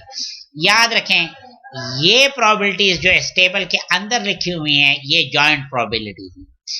ये प्रोबेबिलिटी जो इधर किनारे में टोटल के नीचे लिखी हुई हैं या इधर किनारे पर टोटल के सामने लिखी हुई हैं, इनको हम मार्जिनल प्रोबेबिलिटी कहते हैं। और मार्जिनल प्रोबेबिलिटी की खास बात यह होती है कि उसमें वो दरमियान का इफेक्ट निकल जाता है, दरमियान का एक आध इफेक्ट निकल जाता है। बिलफर्ज जब आपने ये प्रोबेबिलिटी बताते ये हर्ट की प्रोबेबिलिटी है, तो इससे वेटिंग टाइम का इफेक्ट निकल जाता है। इसी तरह इन तमाम मार्जिनल प्रोबेबिलिटी से वेटिंग टाइम का इफेक्ट निकल गया है। इसी तरह ये जो मार्जिनल प्रोबेबिलिटीज हैं, ये जो मार्जिनल प्रोबेबिलिटीज हैं, ये प्रोबेबिलिटी अब सिर्फ waiting time less than 1 year की है, और ये जो प्रोबेबिलिटी है waiting time greater than or equal to 1 year की, इससे ट्रांसप्लांट का इफेक्ट निकल गया है। क्योंकि जब समेशन होती है तो जिस वेरिएबल के अलोंग समेशन होती है उसका इफेक्ट निकल जाता है। तो ये मार्जिनल प्रोबेबिलिटी है waiting time less than 1 year की, और ये मार्जिनल प्रोबेबिलिटी है waiting time greater than or equal to 1 year की। तो ये मार्जिनल प्रोबेबिलिटी हो गई। आखिर में आ गई है कंडीशनल प्रोबेबिलिटी। ये कंडीशनल प्रोबेबिलिटी है, probability of H given W। इसमें कंडीशन W, इसमें कंडीशन है। आप कहते हैं मुझे इजाफी इंफॉर्मेशन मौजूद है, मुझे पता है कि उसका जो बंदे का ऑपरेशन हुआ था उस बंदे का ऑपरेशन 1 साल से कम वक्त में हुआ था, ये बात मुझे पता है। जब ये बात पता है तो ये इंफॉर्मेशन आपके लिए बेकार हो जाती है, ये इंफॉर्मेशन आपके पास लिए बेकार हो जाती है, क्योंकि आपको पता है कि उसका ऑपरेशन 1 साल से कम में हुआ था। अब बताएं कि उसका हार्ट का ऑपरेशन हुआ था, इसका क्या चांस है। इसको हम कहते हैं probability of heart operation given that waiting time was less than 1 year. Given that, ये स्लेश को हम पढ़ते हैं given that waiting time was less than 1 year, और इसका फार्मूला है probability of H and W divided by probability of W, probability of H and W divided by probability of W। और probability of H and W कैसे calculate करते हैं? probability of H and W मैंने आपको बताया वो यहाँ से आ जाता है 0.20, और probability of W जो है वो यहाँ पर W के बिल्कुल नीचे यहाँ से आ जाता है, ये मार्जिनल प्रोबेबिलिटी है। ये जॉइंट प्रोबेबिलिटी है और ये मार्जिनल है। बहरहाल इस जॉइंट प्रोबेबिलिटी को इस मार्जिनल पर डिवाइड कर देते हैं तो ये आंसर आ जाता है। इस तरीके से आप ये कंडीशनल प्रोबेबिलिटी कैलकुलेट करते हैं। इंशाल्लाह आगे भी इस पर थोड़ा बहुत डिस्कशन करेंगे। ये जॉइंट प्रोबेबिलिटी अगर आप ये प्रोबेबिलिटी ऑफ W इधर मल्टीप्लाई कर लें और H की जगह A लिख लें और W की जगह B लिख लें तो आप ये फार्मूला ऐसे बना सकते। probability of A and B is equal to probability of A into probability of B given that A। इस तरह भी लिख सकते हैं या फिर ऐसे भी लिख सकते हैं probability of B multiply by probability of A given that B। लेकिन याद रखें कि अगर आपने यहाँ पहले probability of A लिखा तो फिर A को given that में लिखेंगे, और अगर पहले B लिखा तो फिर B को given that में लिखेंगे। बाकी आप इन दोनों में से कोई भी यूज कर सकते हैं। ये मल्टीप्लिकेशन लॉ ऑफ प्रोबेबिलिटी है, ये है मल्टीप्लिकेशन लॉ ऑफ प्रोबेबिलिटी। चले जी मजीद आगे जाते हैं। म्यूचुअली एक्सक्लूसिव इवेंट्स, ऐसे इवेंट्स जो इकट्ठे ना हो सकते हो, हमारे उलमा इनको ज़िदैन कहते हैं कि ये इकट्ठे नहीं हो सकते। चले इतनी देर से लेक्चर चल रहा है, आप इस बात को इस तरह समझें कि पुश्तो में कहते हैं सतवान खुरेन उशपीलिबा नवाही, क्योंकि सत्तू खाएंगे तो सीटियां नहीं बजाएंगे। सत्तू आपको पता है, जिनमें आप में से अगर अपने बुजुर्गों से पूछे, ये पाउडर की तरह होता है, खाने की चीज होती है। अगर आप इसको खाएंगे और साथ सीटियां बजाएंगे तो सत्तू तो मुंह से निकल के मुंह पे फैल जाएगा। ठीक है, तो जो सतवान खुरेन उशपीलिबा नवाही, इसको उर्दू वाले इस तरह समझे इस बात को कि अगर पुप्पो को बुलाएंगे तो सत्तू खाते वक्त पुप्पो को नहीं बुलाएंगे, ठीक है ना, क्योंकि सत्तू खाएंगे और आपने पुप्पो को बुला दिया तो आपके मुंह से निकल के आपके चेहरे पर फैल जाएगा, ठीक है। तो ये इवेंट म्यूचुअली एक्सक्लूसिव है और इनमें कॉमन चीज कोई नहीं है, ये इकट्ठे नहीं हो सकते, ये इवेंट इकट्ठे नहीं हो सकते। सत्तू खाना और पुप्पो को बुलाना ये इकट्ठा नहीं हो सकता। These events cannot occur together, ये इकट्ठे नहीं हो सकते। If A and B are mutually exclusive event, then joint probability of A and B is 0. Probability of A and B, वो joint probability of A intersection B is equal to 0. याद रखें A and में intersection के लिए कह रहा हूं। तो probability of A intersection B अगर mutually exclusive event है तो इसका मतलब है कि intersection empty आएगा, इंटरसेक्शन एम्प्टी आएगा। यहां देखें ये एक सेट है ए और एक सेट है बी, इनमें इंटरसेक्शन हो ही नहीं रहा, इंटरसेक्शन इनका एम्प्टी सेट है और probability of A intersection B, empty set की प्रोबेबिलिटी 0 हो गई जाएगी, ठीक है ना। इसकी एक एग्जांपल देखें, let A B the event that employee in a large company is a white collar worker and B is the event that an employee is a blue collar worker. A किसको शो कर रहा है? ए show कर रहा है white collar worker को और बी शो कर रहा है ब्लू कॉलर वर्कर को, ठीक है ना। तो फिर आप probability of A intersection B अगर आप मालूम करेंगे, probability of A and B या probability of A intersection B, तो जाहिर है कि इस तरह नहीं हो सकता कि एक बंदा बैक वक्त व्हाइट कॉलर भी हो और ब्लू कॉलर भी हो, तो लिहाजा इंटरसेक्शन इस तरह नहीं हो सकता, या वो व्हाइट कॉलर होगा या वो ब्लू कॉलर होगा। लिहाजा probability of A intersection B will be equal to 0। Probability of A intersection B will be equal to 0। इसी तरह हम आगे जाते हैं, डिपेंडेंट और इंडिपेंडेंट इवेंट आपको बताते हैं। अच्छा जी, if the knowledge that some event B has occurred influence the probability of occurrence of another event A, then A and B are said to be dependent event. अगर आपको इजाफी information, जो थोड़ी देर पहले मैंने आपको बताया था कि आपको कुछ इजाफी इंफॉर्मेशन मिल जाती है, कंडीशनल प्रोबेबिलिटी में इजाफी इंफॉर्मेशन मिल जाती है और उस इजाफी इंफॉर्मेशन से आपके पास जिस इवेंट में आप इंटरेस्टेड है उसकी प्रोबेबिलिटी चेंज हो रही है, बदल रही है, तो फिर ये दो इवेंट ए एंड बी एक दूसरे पर डिपेंड कर रहे हैं। अगर आपके पास इजाफी इंफॉर्मेशन आ रही है और उससे आपके जिस इवेंट में इंटरेस्टेड हैं, यहां पर आप इवेंट ए में इंटरेस्टेड हैं, अगर इजाफी इंफॉर्मेशन से इवेंट ए की प्रोबेबिलिटी नहीं बदल रही हो, वही रहती है इवेंट ए की अकेले प्रोबेबिलिटी और इजाफी इंफॉर्मेशन आने के बाद इवेंट ए की कंडीशनल प्रोबेबिलिटी, अगर ये दोनों बराबर हैं फिर तो ए और बी इंडिपेंडेंट है, लेकिन probability of A given that B if it is not equal to probability of A, तो फिर ए और बी डिपेंडेंट है। याद रखें, इक्वल टू का मतलब है कि A and B they are independent, और अगर यहां नॉट इक्वल टू आ जाए, यहां भी नहीं है लेकिन अगर यहां नॉट इक्वल टू आ जाए तो ए और बी आर डिपेंडेंट। अगर ए और बी इंडिपेंडेंट हैं तो फिर हम ये जो फार्मूला थोड़ी देर पहले मैंने आपको बताया था, probability of A intersection B equal to probability of A into probability of B given that A, या इस तरह, चूंकि फिर जब इंडिपेंडेंट है तो इसको हम सिंपल लिख सकते हैं probability of A into probability of B, बस सिंपल इस तरह लिख सकते हैं, क्योंकि probability of A given that B तो वही प्रोबेबिलिटी ऑफ ए के बराबर होगा, इसी तरह probability of B given that A वो प्रोबेबिलिटी ऑफ बी के बराबर होगा, तो फिर ये होगा probability of A intersection B बराबर होगा probability of A into probability of B. लेकिन याद रखें ये हमेशा नहीं होता, ये सिर्फ इंडिपेंडेंट इवेंट के केस में होता है। जनरली हमारे पास इवेंट इंडिपेंडेंट नहीं होते और जनरल जो फार्मूला है वो ये वाला है, वो जनरल जो फार्मूला है मल्टीप्लिकेशन लॉ ऑफ प्रोबेबिलिटी का, वो ये फार्मूला। अच्छा जी, अब चले कुछ एग्जांपल्स देख लें कि कौन से इवेंट इंडिपेंडेंट है। Two the event of having criminal record and the event of not having father at home is dependent. Are dependent. ये दो इवेंट, एक बंदे का क्रिमिनल रिकॉर्ड है और ये कि घर में वालिद नहीं है। यही तो मसला है, घर में वालिद हो तो क्रिमिनल रिकॉर्ड तक बात पहुंचती नहीं है, वो पहले ही बात काबू कर लेता है।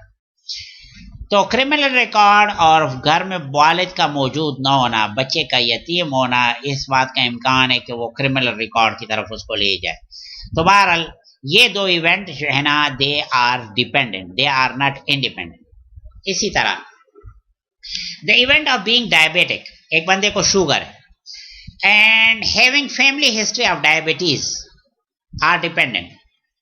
ये डिपेंडेंट क्यों है? क्योंकि डायबिटीज जो है ना, आपको पता है ये इनहेरिटेबल डिजीज है।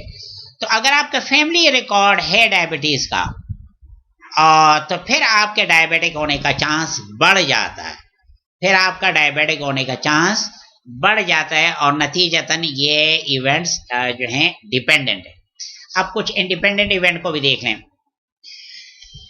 The event of having 10 letters in your last name and being a sociology major are independent. भाई आपके नाम के आखिरी हिस्से में 10 लेटर्स है, 10 अल्फाबेट्स आते हैं। इससे कोई ताल्लुक नहीं है कि आपने मेजर यूनिवर्सिटी में मेजर सब्जेक्ट सोशियोलॉजी लिया हुआ।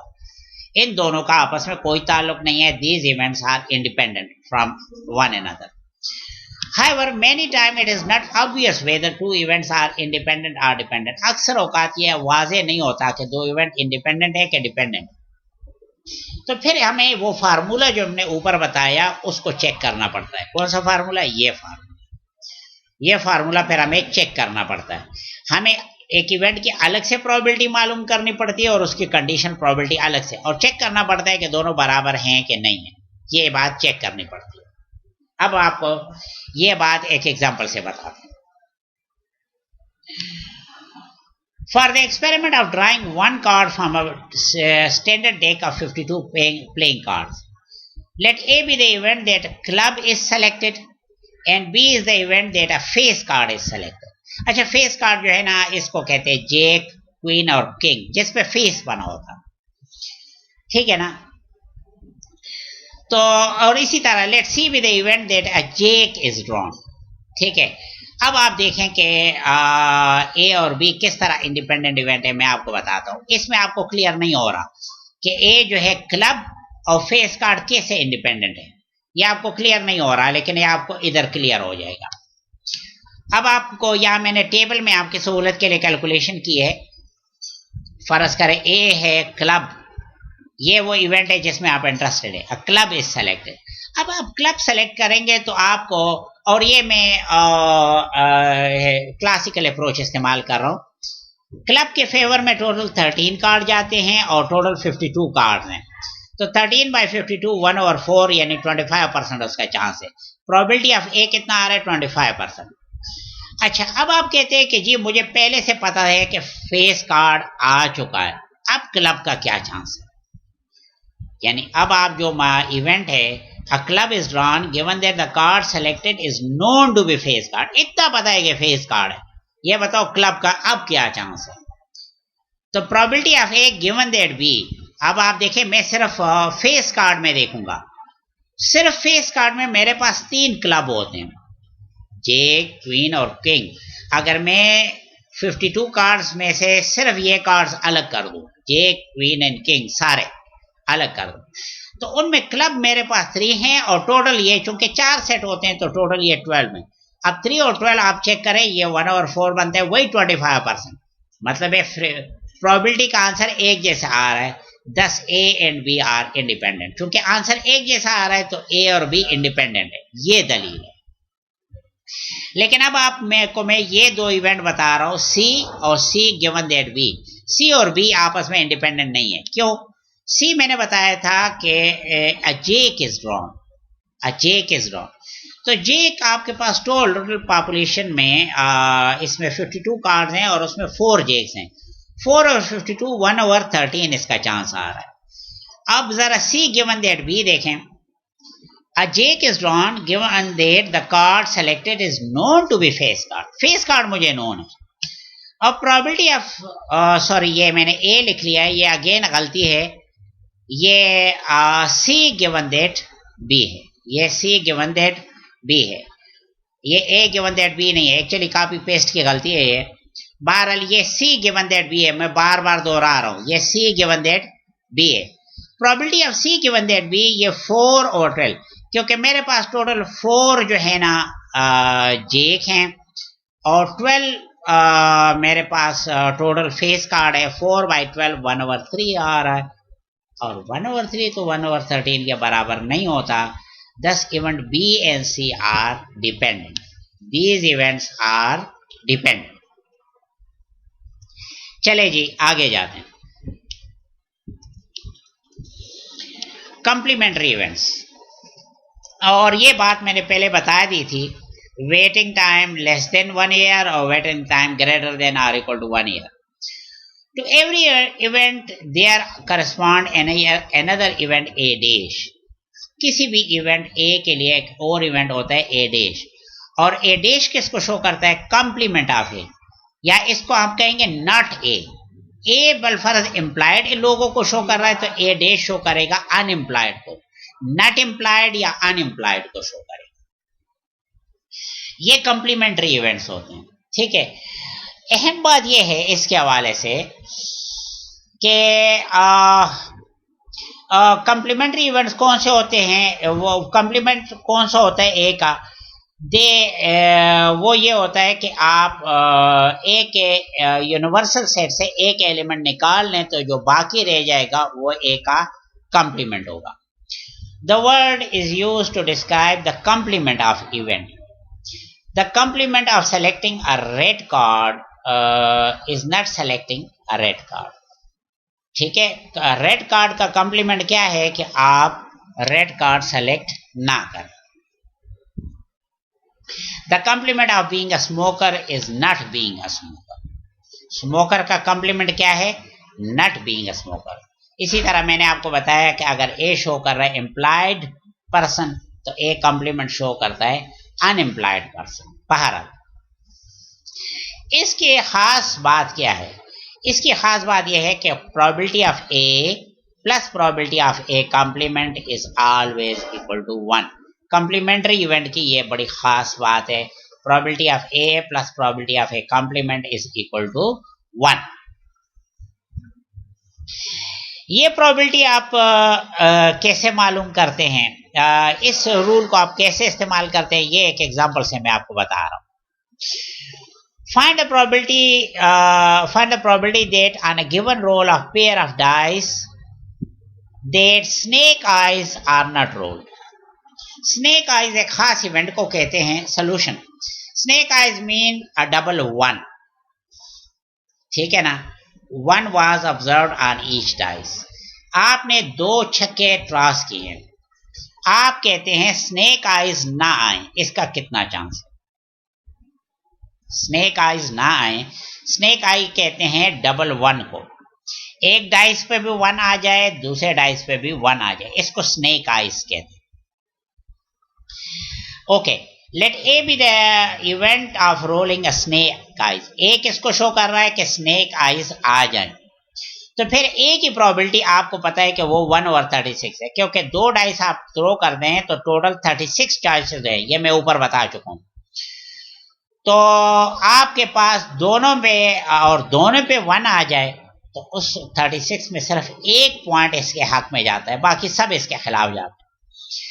तो ये प्रोबेबिलिटी ऑफ ए आपके पास 1/36 है। अब प्रोबेबिलिटी ऑफ ए कंप्लीमेंट कैसे मालूम करेंगे, वो देखिए। ये प्रोबेबिलिटी ऑफ ए उधर ले जाके माइनस कर दें, तो probability of A complement equal to 1 minus probability of A, और this is equal to 1 minus, और प्रोबेबिलिटी ऑफ ए हमें पता है 1/36 है, वो ऐसे ही माइनस कर ले। ये माइनस करेंगे तो आपके पास 35 जो आए 36 है। तो ये कि स्नेक आइज ना आए, इसका चांस है 35/36, काफी ज्यादा चांसेस। इसी तरह अब multiplication rule for intersection of event. Again ये मैं पहले बता चुका हूं, लेकिन अब फॉर्मली बता रहा हूं। ये मल्टीप्लिकेशन रूल है, probability of A intersection B equal to probability of A into probability of B given that A. या अगर पहले आपने प्रोबेबिलिटी ऑफ बी लिख लिया तो फिर मल्टीप्लाई करेंगे probability of A given that B. याद रखें, अगर यहाँ पहले ए लिख लिया तो यहाँ ए गिवन डेट में आएगा, और अगर पहले बी लिख लिया तो यहाँ बी गिवन डेट में आएगा। ये फार्मूला जनरल है और ये हर केस में इस्तेमाल हो सकता है। बेसिकली आमतौर पे यही फार्मूला इस्तेमाल होगा। लेकिन अगर आपको पता चल जाए कि ए और बी इंडिपेंडेंट इवेंट्स हैं तो probability of A intersection B बराबर होगा probability of A into probability of B. तो ये मल्टीप्लिकेशन रूल ऑफ प्रोबेबिलिटी और कुछ नहीं है, ये ए इंटरसेक्शन बी के प्रोबेबिलिटी मालूम करने का तरीका है।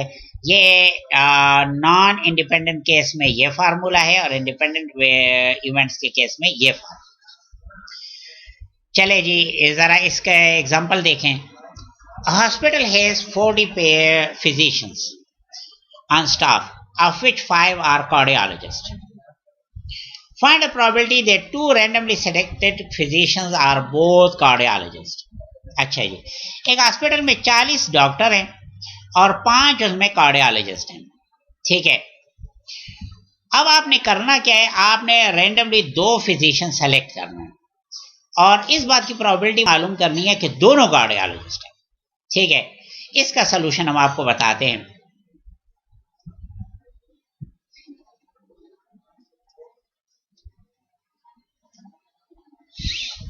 इसका सलूशन हम आपको बता दें।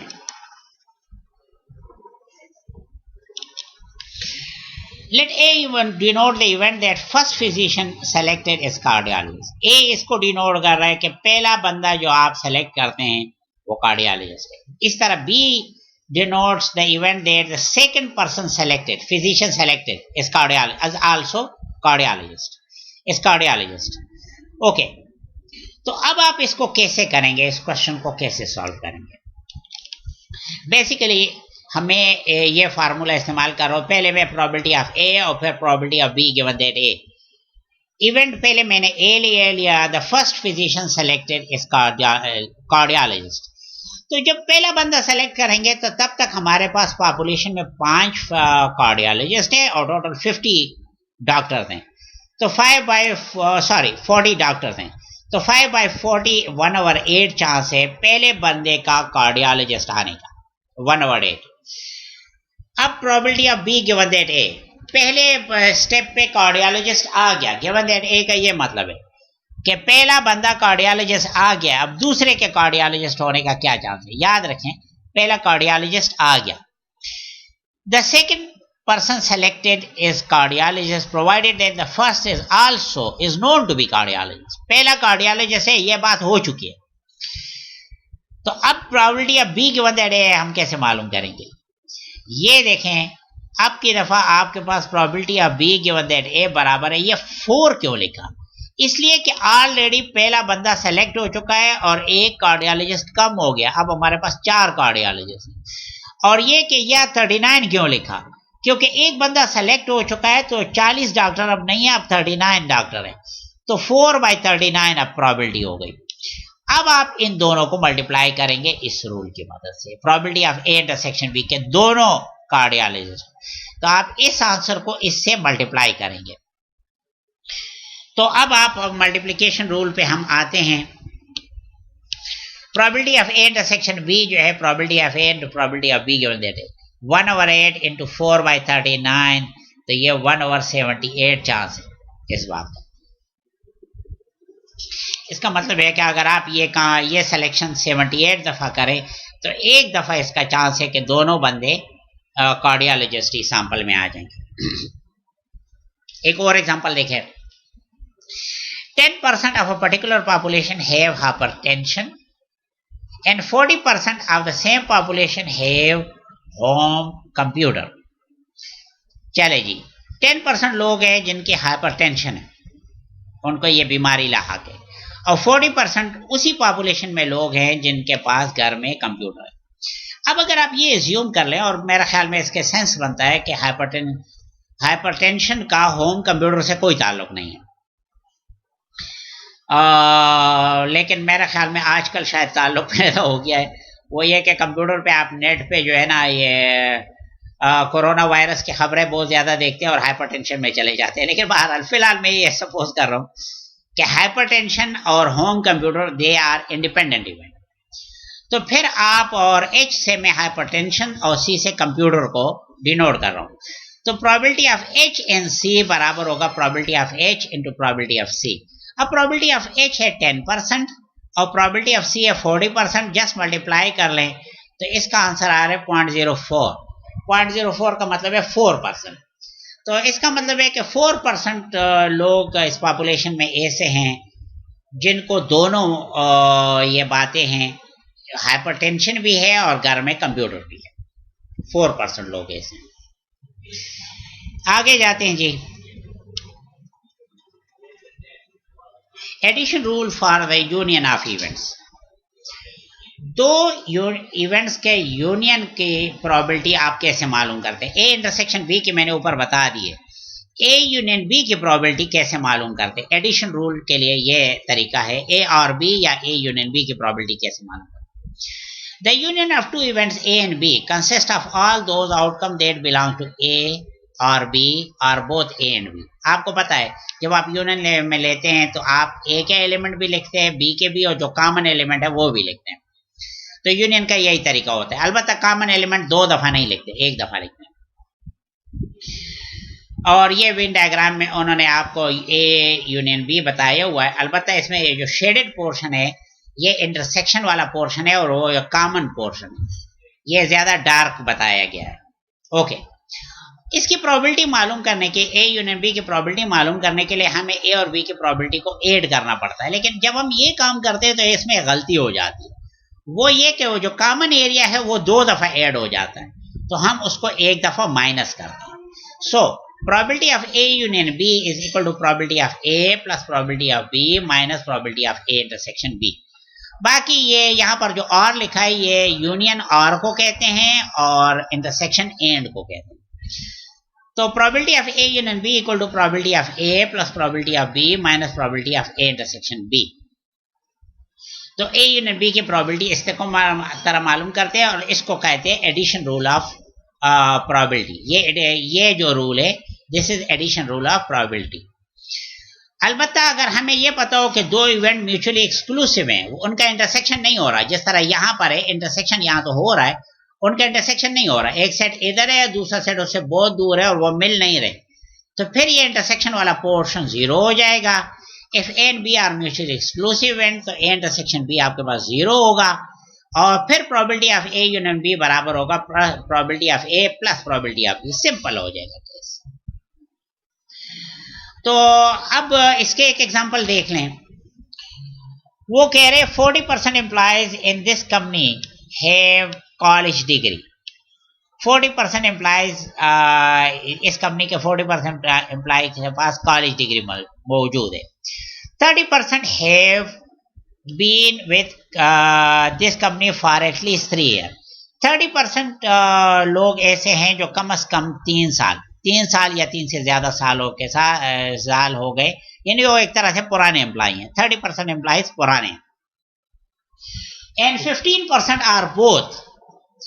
15% आर बोथ का क्या मतलब है कि उनके पास कॉलेज की डिग्री भी है और वो पुराने एम्प्लॉय हैं।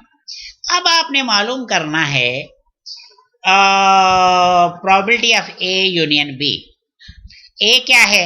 ए वो इवेंट है कि उसके पास कॉलेज डिग्री है। बी कौन सी है कि भाई उसका वो पुराना एम्प्लॉय है, कम से कम 3 साल हमारे पास रहा है, पुराना employ. Then A or B is the event that an employee has a college degree or has been with company for at least 3 years. तो अब आप प्रोबेबिलिटी ऑफ ए और बी या ए यूनियन बी मालूम करेंगे तो ये होगा probability of A plus probability of B minus probability of A intersection B. अब ए की क्या प्रोबेबिलिटी है? ए की प्रोबेबिलिटी है 40%। 40% है 0.40 प्लस बी की क्या प्रोबेबिलिटी है? वो है 30% 0.30 माइनस वो बोथ, वो जो एरिया है जो डबल काउंट हो गया, मैंने इधर भी बता दिया था कि डबल काउंटिंग, तो उसको एक दफा माइनस करना पड़ता है। 15% बोथ है, उनके पास कॉलेज डिग्री भी है और पुराने भी हैं, तो वो 15% उससे एक दफा माइनस करना है, क्योंकि ये 2 दफा ऐड हो गया था। एक दफा तो सही है लेकिन एक दफा माइनस करना पड़ेगा। बहरहाल इन दोनों को प्लस करके ये माइनस करते हैं तो 0.55 आंसर आता है, विच इज 55%।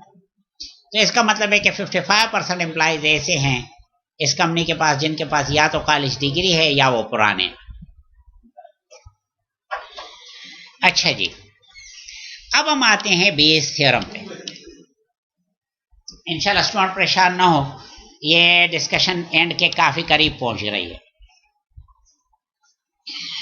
बेस थ्योरम, ये मैंने बिल्कुल एक एग्जांपल से शुरू किया हुआ है।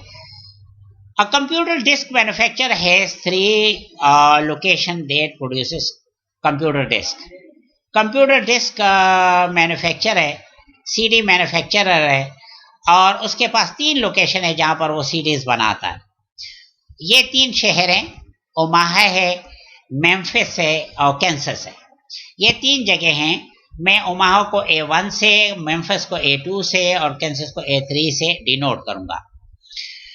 बहरहाल, तो Omaha plant produces 30% of disk. वो 30% मैंने कहाँ लिखा है, ये है वो 30%, 0.30, ये मार्जिनल में आता है, याद रखें। Of which 5% are defective. ये 5% आर डिफेक्टिव का क्या मतलब हुआ, ये मैं अभी बताता हूँ। The Memphis plant produce 50% of disk, of which 75% are defective. तो मेम्फिस का जो सिचुएशन है, वो इस कंपनी का 50% प्रोडक्शन मेम्फिस से होती है और उसमें 75% डिफेक्टिव है। आप कहेंगे यहाँ तो कुछ और लिखा हुआ है डिफेक्टिव के नीचे, ये मैं भी बताता हूँ कैसे आ गया। The Kansas city produces remaining 20%। Kansas city ये 20% प्रोड्यूस कर रहा है, और ये जो 20% ये प्रोड्यूस कर रहा है, इसका 25% डिफेक्टिव होता है। 25% नहीं, 0.25%। इसी तरह ये है 0.75%। 25% डिफेक्टिव, तो कंपनी प्लांट ही बंद कर देना चाहिए जो इतनी बड़ी मिकदार। 0.25% डिफेक्टिव। अब ये कैसे करते हैं? बेसिकली आप ये करते हैं कि आप बिलफर्ज ये एक की कैलकुलेशन मैं आपको बता देता हूं ओमाहा की, कि ये फिगर कैसे आया। आपको पता है कि 30% तो वो ओमाहा का जो प्लांट है, इस कंपनी की जो टोटल प्रोडक्शन है उसका 30% ओमाहा से आता है, और उसका 0.5% डिफेक्टिव है। उसका 0.5, अगर मैंने पहले से 5% कहा हो तो माफी चाहता हूं, ये 0.5% है। तो 0.5% डिफेक्टिव है। ये मैं आपके सामने कैलकुलेट करता हूं। ये जरा देखिए कैलकुलेटर से कि ये फिगर मेरे पास कैसे आया। ये कैलकुलेटर लोड करके मैं आपके सामने ये कैलकुलेट कर, ये देखें, आपको पता है कि इस प्लांट में 30% तो प्रोडक्शन हो रही है, टोटल का 30%, वो इधर लिखा भी है 30%। ये हो जाएगा 0.30 मल्टीप्लाई बाय, इसको मल्टीप्लाई करना है। किस चीज से मल्टीप्लाई करना है? 0.5%, तो मल्टीप्लाई बाय 0.5, और ये चूंकि परसेंट है तो डिवाइड बाय 100 इक्वल टू, ये आपके पास 0.0015, ये फिगर यहां से 0.0015 ये फिगर आ गई। मेरे ख्याल में अब आपको समझ आ गई है कि ये फिगर्स मैंने कैसे कैलकुलेट की, ठीक है ना। तो इसी तरीके से ये बाकी फिगर मैंने कैलकुलेट किए हैं, लेकिन उनके अपनी सिचुएशन है। जैसे वो दूसरा प्लांट है तो उसमें 50% प्रोडक्शन है और 0.75% जो है ना डिफेक्टिव आ रहा है। तो ये देखिए 50% हो जाएगा 0.50 मल्टीप्लाई बाय 0.75 डिवाइड बाय 100, क्योंकि वो परसेंट है। तो ये देखिए 0.00375, 0.00375। मेरे ख्याल में आपको ये समझ आ गई। बाकी ये फिगर मेरे पास कैसे आया है, तो देखें भाई, इस प्लांट में टोटल इतनी प्रोबेबिलिटी है, इतना परसेंटेज है जो इस प्लांट में प्रोड्यूस होता है, इतनी प्रोबेबिलिटी है, इतना इसका पोर्शन है, इसका प्रोपोर्शन है। ओमाहा प्लांट का प्रोपोर्शन टोटल प्रोपोर्शन में कितना है? वो है 30%, 0.30। 30% में इतना डिफेक्टिव आ रहा, तो इस 30% से ये माइनस कर लें तो बाकी जो आ गया 0.30 से ये फिगर माइनस कर लें तो जो फिगर अब बाकी आ गया, ये जाहिर है कि नॉन डिफेक्टिव है, ये गुड कंडीशन में है पार्ट्स। इसी तरह मेम्फिस प्लांट में इतनी प्रोडक्शन हो रही है, इतनी डिफेक्टिव है, टोटल प्रोडक्शन से इतना माइनस कर दे तो जो बाकी आ जाएगा वो गुड होगा। इसी तरह कैंसस वालों के लिए हमने कैलकुलेशन कर लिए, और ये तो जस्ट टोटल है, इसका टोटल, इसका टोटल और इसका टोटल। ठीक है, इस टेबल की बड़ी अहमियत है, इसकी मदद से बहुत सारी कैलकुलेशन आसान हो जाती है। जो स्टूडेंट ये टेबल कैलकुलेट कर सकते हैं वो बेस थ्योरम को बड़ी आसानी से समझ लेते हैं। जो ये टेबल कैलकुलेट नहीं कर सकते वो बेचारे इस और ये थ्योरम पे परेशान ही रहते हैं और बड़ा मुश्किल उनको लगता है ये थ्योरम। अच्छा, ये थ्योरम है क्या चीज? ये थ्योरम आप लोगों ने जो मल्टीप्लिकेशन लॉ पढ़ा है, चले मैं थोड़ा सा आगे जाके फिर वापस आता हूं। बेस थ्योरम बेसिकली ये थ्योरम है और ये आप पहले पढ़ चुके हैं, लेकिन इसी को मॉडिफाई करके ए से और फिर ए से लिख लिया जाता है, ये मैं अभी बता रहा हूं। लेकिन बेसिकली ये वही थ्योरम है, ठीक है ना, ये बेसिकली वही थ्योरम है। चले इस प्रॉब्लम में बात क्या है आपको बताया, और ये क्वालिटी कंट्रोल वालों को पता होता है कि हमारे कौन से प्लांट से टोटल प्रोडक्शन कितनी हो रही है और उसमें डिफेक्टिव की क्या सिचुएशन है, उस प्रोडक्शन में डिफेक्टिव की क्या सिचुएशन होती है, ये फिगर उनको पता होती है। लेकिन अब आपको अगर एक उल्टा प्रॉब्लम पूछ लिया जाए, जरा इस प्रॉब्लम को देखें। If a disk is purchase at a store and found to be defective. अब जरा और से सुने, एक डिस्क परचेज की गई है और पता चल गई है कि वो डिफेक्टिव है। What is the probability that is what manufactured in Omaha plant? अब जरा और से सुने, हमें पहले से पता है कि वो डिफेक्टिव है, इस बात का चांस क्या है कि ओमाहा इस प्लांट में बनी है। ठीक है, आप जो मालूम करना चाहते हैं प्रोबेबिलिटी ऑफ A1 का क्या मतलब है, ओमाहा प्लांट, गिवन दैट, और बी क्या है, बी शो कर रहा है कि वो डिफेक्टिव है, बी शो कर रहा है कि वो डिफेक्टिव है। Probability of A1 given that B has occurred, इतना हमें पता है कि डिफेक्टिव है। ये बात आपको इस पूरे क्वेश्चन में कहीं गिवन नहीं है। क्वेश्चन में जो गिवन है वो ये है कि डिफेक्टिव का चांस गिवन है given that A1, defective given that A2, ये चीजें गिवन है। लेकिन अब उल्टी बात उल्टी हो गई है। हमें डिस्क का पता है कि वो डिफेक्टिव है, इस बात का क्या चांस है कि वो डिस्क ओमाहा में बनी थी। ये प्रोबेबिलिटी आप कैसे कैलकुलेट करते हैं, इसका तरीका है probability of A1 given that B, और ये आपको पहले फार्मूला पढ़ चुके हैं, ये बराबर होता है probability of A1 and B divide by probability of B। अब probability of A1 and B आप कैसे मालूम करते हैं, या आप इंटरसेक्शन रूल से मैं पहले बता चुका हूं, यह बराबर होगा probability of A1 multiply by probability of B given that A1। Probability of A1 मेरे पास है यहां पर 0.30, ये आ गया, और probability of B given that A1, probability of B given that A1, B defective की A1 में कितना चांस है, वो है A1 ओमाहा में इसका 0.5%, 0.5% चांस है। जब मैंने इस फिगर को इससे मल्टीप्लाई किया तो ये फिगर आ गया। अब मेरा ख्याल है आपको समझ आ गई होगी कि ये कैलकुलेशन मैंने किस चीज की है, probability of A1 and B की मैंने ये कैलकुलेशन की, ये कैलकुलेशन, और ये इंटरसेक्शन की प्रोबेबिलिटी है, probability of B and A1, ये उसकी इंटरसेक्शन, या A1 एंड B दोनों बातें कह सकते हैं, ये उसकी प्रोबेबिलिटी। ओके, B की प्रोबेबिलिटी कैसे मालूम करते हैं, वो मार्जिनल प्रोबेबिलिटी होती है, इन सब का टोटल करेंगे तो ये मार्जिनल प्रोबेबिलिटी, ये प्रोबेबिलिटी ऑफ B होती है। ये मैंने इस तरह लिखा हुआ है आपके लिए कि मैंने इस प्रोबेबिलिटी को ऐड किया। देखिए, probability of A1 and B plus probability of A2 and B plus probability of A3 and B, और फिर मैंने इसी स्टाइल में ये डिटेल दी है, ये डिटेल मैंने इसी स्टाइल में दी है और सबको सम किया है। ये सारी कैलकुलेशन मैं इधर कर चुका हूं, ये टोटल इधर आ गया। ठीक है, तो जिस तरह मैंने ये A1 एंड B किया था, इस तरह A1 in probability of A1 multiply by probability of B given that A1, इसी तरह ये दूसरा है probability of A2 and B, तो ये हो जाएगा probability of A2 multiply by probability of B given that A2, और इसी तरह ये। और जिस तरह मैंने इस एक की कैलकुलेशन की थी, यही सारी वैल्यूज पुट करके कैलकुलेट करके, और जैसे मैंने आपको बताया इधर ऊपर भी कैलकुलेट करके टोटल करने के बाद एग्जैक्टली मेरे पास यही आंसर आ गया। अब ये आंसर इधर ऊपर पुट होगा और ये आंसर इधर नीचे पुट होगा, और अब आप इसको जो पुट करेंगे इस फार्मूले में, ये वैल्यूज पुट करेंगे और डिवाइड करेंगे, यू गेट 0.26, यानी अप्रॉक्सीमेटली 26% चांस है कि वो डिस्क जो है ना वो ओमाहा प्लांट से आई होगी। इसी तरह आप बाकी प्लांट्स के लिए भी इसको कर सकते हैं, समझाने के लिए इतना ही काफ़ी है।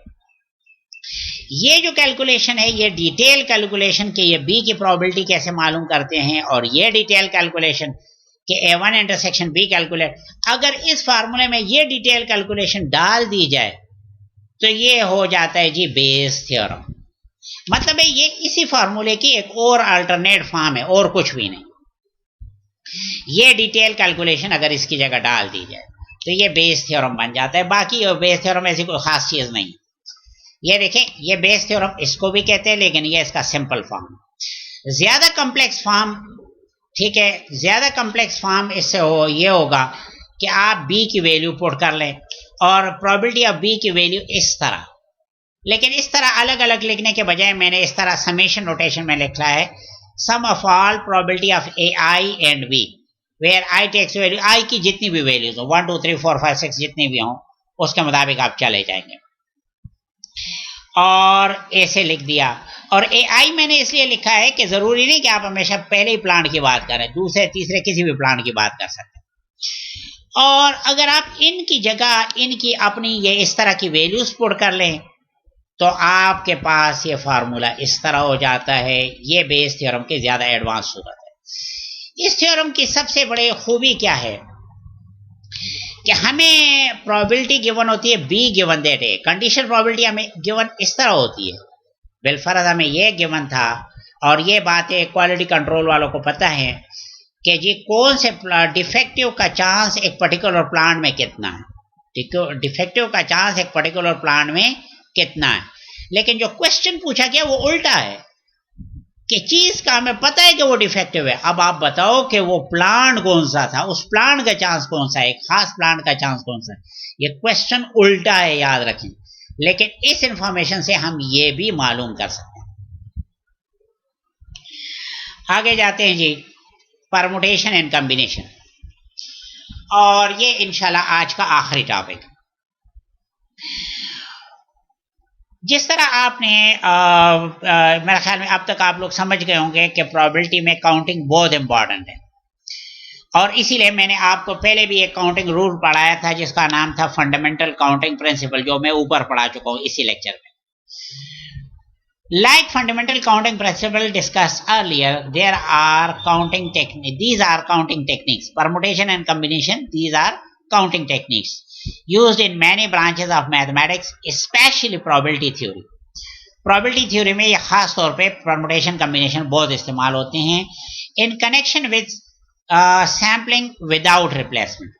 Permutation and combination sampling without replacement में इस्तेमाल होते हैं, सैम्पलिंग विद रिप्लेसमेंट में ये इस्तेमाल नहीं होते।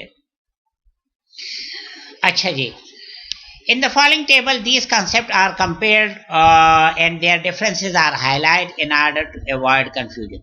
स्टूडेंट अक्सर बड़ा कंफ्यूज हो जाते हैं परमुटेशन के क्वेश्चन को कॉम्बिनेशन से या कॉम्बिनेशन के परमुटेशन को सॉल्व करते हैं और गलतियां करते हैं।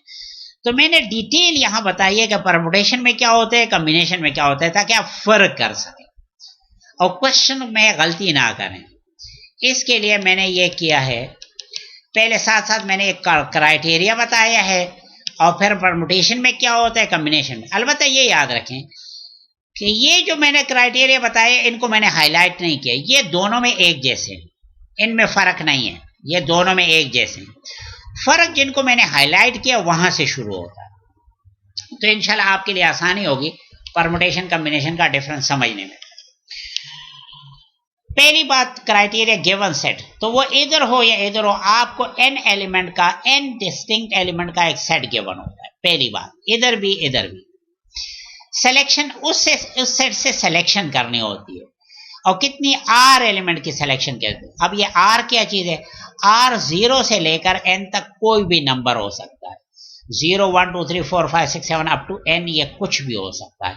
बहरहाल आपको n से एलिमेंट गिवन होते हैं, r एलिमेंट आपने सेलेक्ट करने होते हैं। ये इधर भी होता है, इधर भी होता है। सैम्पलिंग इधर और इधर दोनों केसेस में सैम्पलिंग विद रिप्लेसमेंट होती है, विदाउट रिप्लेसमेंट होती है। सैम्पलिंग विद रिप्लेसमेंट के साथ न परमुटेशन यूज होता है न कॉम्बिनेशन, ये याद रखें। उसका तरीकाकार अलग है। उसका तरीकाकार मैंने वो जो 5 मरीज मैंने ऊपर बताया था कि 5 लोग आते हैं और उनका ब्लड टेस्ट हम करते हैं, तो वो वाला स्टाइल उसमें इस्तेमाल होता है और वो तरीकाकार अलग है, वो ये नहीं है, वो मैं ऊपर बता चुका हूँ किसी हद तक। इंशाल्लाह उस एग्जांपल को दोबारा देख लें। वो 5 मरीज जो आते हैं और हर एक का ब्लड ग्रुप टेस्ट होता है, क्योंकि हर एक बंदे का दोबारा वही ब्लड ग्रुप आ सकता है। एक बंदे का ए आ गया, दोबारा ए आ सकता है, तो ये विद रिप्लेसमेंट है, क्योंकि वही नंबर दोबारा रिपीट हो सकता है, वही ब्लड ग्रुप दोबारा रिपीट हो सकता है। ये सैम्पलिंग विदाउट रिप्लेसमेंट में वो एलिमेंट दोबारा रिपीट नहीं हो सकता। दोबारा ये सैम्पलिंग विदाउट रिप्लेसमेंट के साथ परमुटेशन और कॉम्बिनेशन यूज होता है। इसमें खास बात क्या होती है, in a given sample you can not select a particular element more than once. एक एलिमेंट एक से ज्यादा दफा नहीं आ सकता। So repetition in selection is not allowed. ये बात इधर भी होती है, इधर भी होती है। एक और चीज जो इसके फार्मूले में इस्तेमाल होती है वो है फैक्टोरियल। वो इसके फार्मूले में भी इस्तेमाल होती है, इसके फार्मूले में। n फैक्टोरियल से हमारा मतलब होता है कि आप n से शुरू करके 1 तक तमाम नंबर को आपस में मल्टीप्लाई करते हैं। जैसे अगर 4 फैक्टोरियल लिखा तो 4 × 3 × 2 × 1 सबको मल्टीप्लाई करें, ये 24 आंसर आ रहा है। और एक और बात कि 0 फैक्टोरियल हमेशा 1 कंसिडर करते हैं, को हम 1 कंसिडर करते हैं। कि इसका प्रूफ हमारे पास क्या है, यह आपके कोर्स से ज़रा आगे की बात है, फिलहाल ये मैं नहीं बता रहा। अब यहाँ तक वो बातें थी कि जो इन दोनों में एक जैसी थी। अब मैं आपको वो बातें बता रहा हूँ जो परमुटेशन कॉम्बिनेशन में अलग है। पहली बात तो ये कि order of selection. Order of selection permutation में इंपॉर्टेंट होता है और यहाँ ऑर्डर ऑफ सिलेक्शन इंपॉर्टेंट नहीं होता। इसका क्या मतलब है, अगर आप सैम्पलिंग कर रहे हो, पहला एलिमेंट ए आ गया, फिर बी आ गया, और या फिर सैम्पलिंग करते हो एक और बंदा सैम्पलिंग कर रहा है और पहले बी आ गया फिर ए आ गया, तो ए बी और बी ए एक जैसे नहीं ट्रीट किए जाएंगे, वो अलग अलग ट्रीट किए जाएंगे। और बिलफरज अगर यही 2 एलिमेंट है तो हम ये नहीं कहेंगे कि भाई एक जैसे आ गए लिहाजा एक है, हम कहेंगे 2 एलिमेंट है, 1 और 2, ए बी 1 और बी ए 2, ये 2 परमुटेशन हो गए, ये 2 परमुटेशन हो गए। ये बात याद रखें, ये order of selection is important. Is important का मतलब है कि ए बी और बी ए अलग अलग हम ट्रीट करते हैं और उनको अलग अलग काउंट भी करते हैं। कॉम्बिनेशन में order of selection is not important. Not important का क्या मतलब है कि अगर ए बी आ गया और बी ए आ गया, they are equal. They are equal का क्या मतलब है कि उनको अलग अलग काउंट करने की जरूरत नहीं है, उनका हम एक काउंट करेंगे। ये नहीं करेंगे कि यहाँ तो ए बी आ गया, यहाँ बी आ गया, लिहाजा ये 2 हो गए, नहीं, ये एक ही रहा। कॉम्बिनेशन में ये एक होते हैं, परम्यूटेशन में ये अलग अलग होते हैं। तीसरी बात, एक नोटेशन का फर्क है। परमुटेशन में आमतौर पे पी एन आर लिख लेते हैं, पर इस तरह बोलते हैं permutation of n things taken are at a time. P N R इस तरह लिख लेते हैं, या एन पी आर इस तरह लिख लेते हैं, ऊपर एक एन फिर पी और फिर आर लिख लेते हैं। बाद और नोटेशन में है लेकिन स्टाइल यही होता है। Combination of n things taken are at a time C N R लिख लेते हैं, या ऊपर n और नीचे r और इसके गिर्द एक ब्रैकेट सा लगा लेते हैं, ये भी कॉम्बिनेशन का डिनोट करता है। या NCR, n और c और r इस तरह लिख लिया जाता है। बाकी आप नीचे ये लिखे या ये कोई भी लिखे, मुझे ये ज़रा आसान था तो मैंने ये नोटेशन इस्तेमाल कर लिया। बाकी मुझे इस पर एतराज़ नहीं कि आप परमुटेशन के लिए इनमें से कौन सा और कॉम्बिनेशन के लिए कौन सा नोटेशन इस्तेमाल करते हैं। फाइनली फार्मूला ये है, पी एन आर का फार्मूला ये है n factorial divide by n minus R factorial. ये permutation of n thing taken are at a time का ये फार्मूला है। और combination of n thing taken are at a time का formula है n factorial by R factorial into n minus R factorial. अब इसका एक एक एग्जांपल देख लें ताकि बात आपको फाइनली सही समझ आ जाए।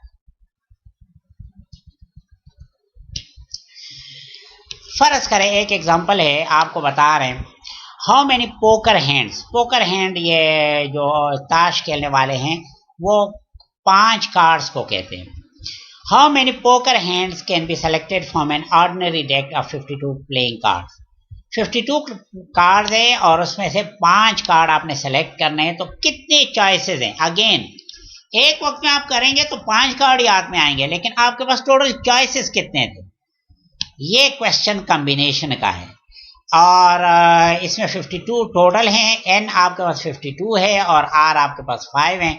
मतलब this is a question of selecting combination of 52 things taken for 5 at a time।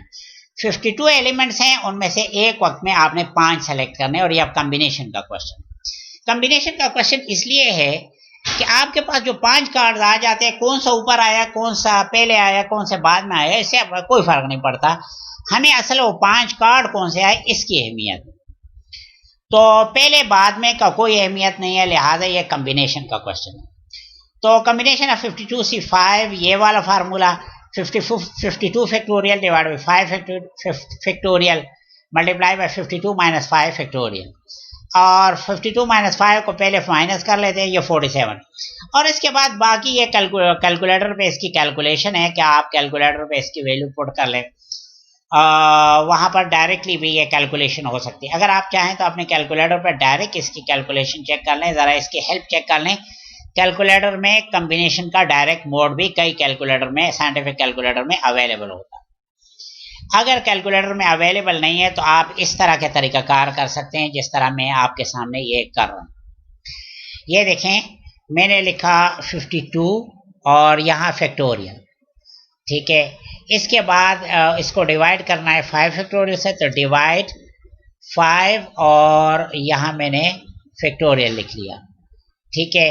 Again divide, ये देखें, ये दोबारा नीचे का मतलब अगेन डिवाइड ही होता है। अगेन डिवाइड 47 और फैक्टोरियल, और अब की दफ़ा जब आप इक्वल टू करेंगे तो ये आपके पास इतने चॉइसेस हैं, ये काफ़ी ज़्यादा तादाद में चॉइसेस आते हैं बाहर, तो इसको ऐसे कैलकुलेट करते हैं।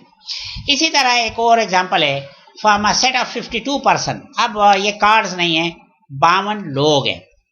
In how many ways 5 persons can be selected. लेकिन यहाँ वजाहत है कि 5 लोग जो सेलेक्ट किए जाते हैं, पहला बंदा जो आएगा वो हमारे कमेटी का प्रेसिडेंट होगा, दूसरा वाइस प्रेसिडेंट होगा, तीसरा सेक्रेटरी होगा, चौथा ट्रेजरर होगा, और 5वां मीडिया स्पोक पर्सन होगा। अब ये मसला कुछ और हो गया है, इसमें तो ऑर्डर ऑफ सिलेक्शन इम्पोर्टेंट हो गया है, क्योंकि अगर आपके पास ए बी सी डी और ई सेलेक्ट हो गए तो ए प्रेसिडेंट हो गया, बी वाइस प्रेसिडेंट और सी सेक्रेटरी। लेकिन अगर ए बी के बजाय बी ए हो गया तो बी प्रेसिडेंट और ए वाइस प्रेसिडेंट, फिर तो ऑर्डर बदलने से फर्क पड़ता। तो ये क्वेश्चन कॉम्बिनेशन का नहीं है, ये क्वेश्चन परमुटेशन का है, और n52 है, r5 है, permutation of n things taken r at a time, permutation 52 5 52 factorial पे डिवाइड बाई ये formula 52 minus 5 factorial, 52 factorial by 47 factorial. और याद रखें कि अगर एक जैसा हो, 52 5 यहाँ पर भी है, 52 5 यहाँ पर भी है, तो परमुटेशन का आंसर कॉम्बिनेशन से बहुत बड़ा आता है। परमुटेशन का आंसर कॉम्बिनेशन से बहुत बड़ा आता है। बहरहाल डियर स्टूडेंट, आज मेरा ये लेक्चर इंट्रोडक्शन टू प्रोबेबिलिटी पे था। ज़्यादातर मटेरियल जो इस प्रेजेंटेशन के लिए मैंने लिया है वो है चैप्टर 4 ऑफ शाम आउटलाइन सीरीज बिगिनिंग स्टैटिस्टिक्स। ये बुक आपके साथ में पहले ही शेयर कर चुका हूँ। उस बुक से मैंने ज़्यादातर मटेरियल लिया है, अक्सर एग्जाम्पल भी लिए वहाँ से लिए हैं, आप वहाँ से डिटेल मज़ीद भी पढ़ सकते हैं। इंशाल्लाह आप मेरे ये सारे प्रेजेंटेशन अगर 2-3 दफ़ा सुनेंगे और वहाँ से पढ़ेंगे, आपको बड़ा बेहतर समझ आएगा इस पूरे प्रोबेबिलिटी का। बाकी प्रोबेबिलिटी स्टैटिस्टिक का ऐसा एरिया है कि यहाँ पर आकर स्टूडेंट्स सोचने लगते हैं कि स्टैटिस्टिक लें भी कि ना लें। ये उसी तरह का सिंपल चीज़ नहीं है, लेकिन याद रखें कि मेहनत करने वाले के लिए मुश्किल नहीं है और बहुत ज़्यादा रिवार्डिंग है, बहुत ज़्यादा रिवार्डिंग है। और ख़ास तौर पे बैंकिंग और इंश्योरेंस, ख़ास तौर पे इंश्योरेंस इंडस्ट्री में प्रोबेबिलिटी समझने वालों को के लिए खुसूसी जॉब्स होती हैं। बिजनेस और प्रोबेबिलिटी समझने वालों के लिए खुसूसी जॉब्स होती हैं। इंश्योरेंस में एक जॉब है जिसको एक्चुएरी कहते हैं, तो वो प्रोबेबिलिटी को समझने वाला बंदा होता है और प्रोबेबिलिटी ही कैलकुलेट करता रहता है। बहरहाल थैंक यू वेरी मच। अस्सलाम वालेकुम वरहमतुल्लाह।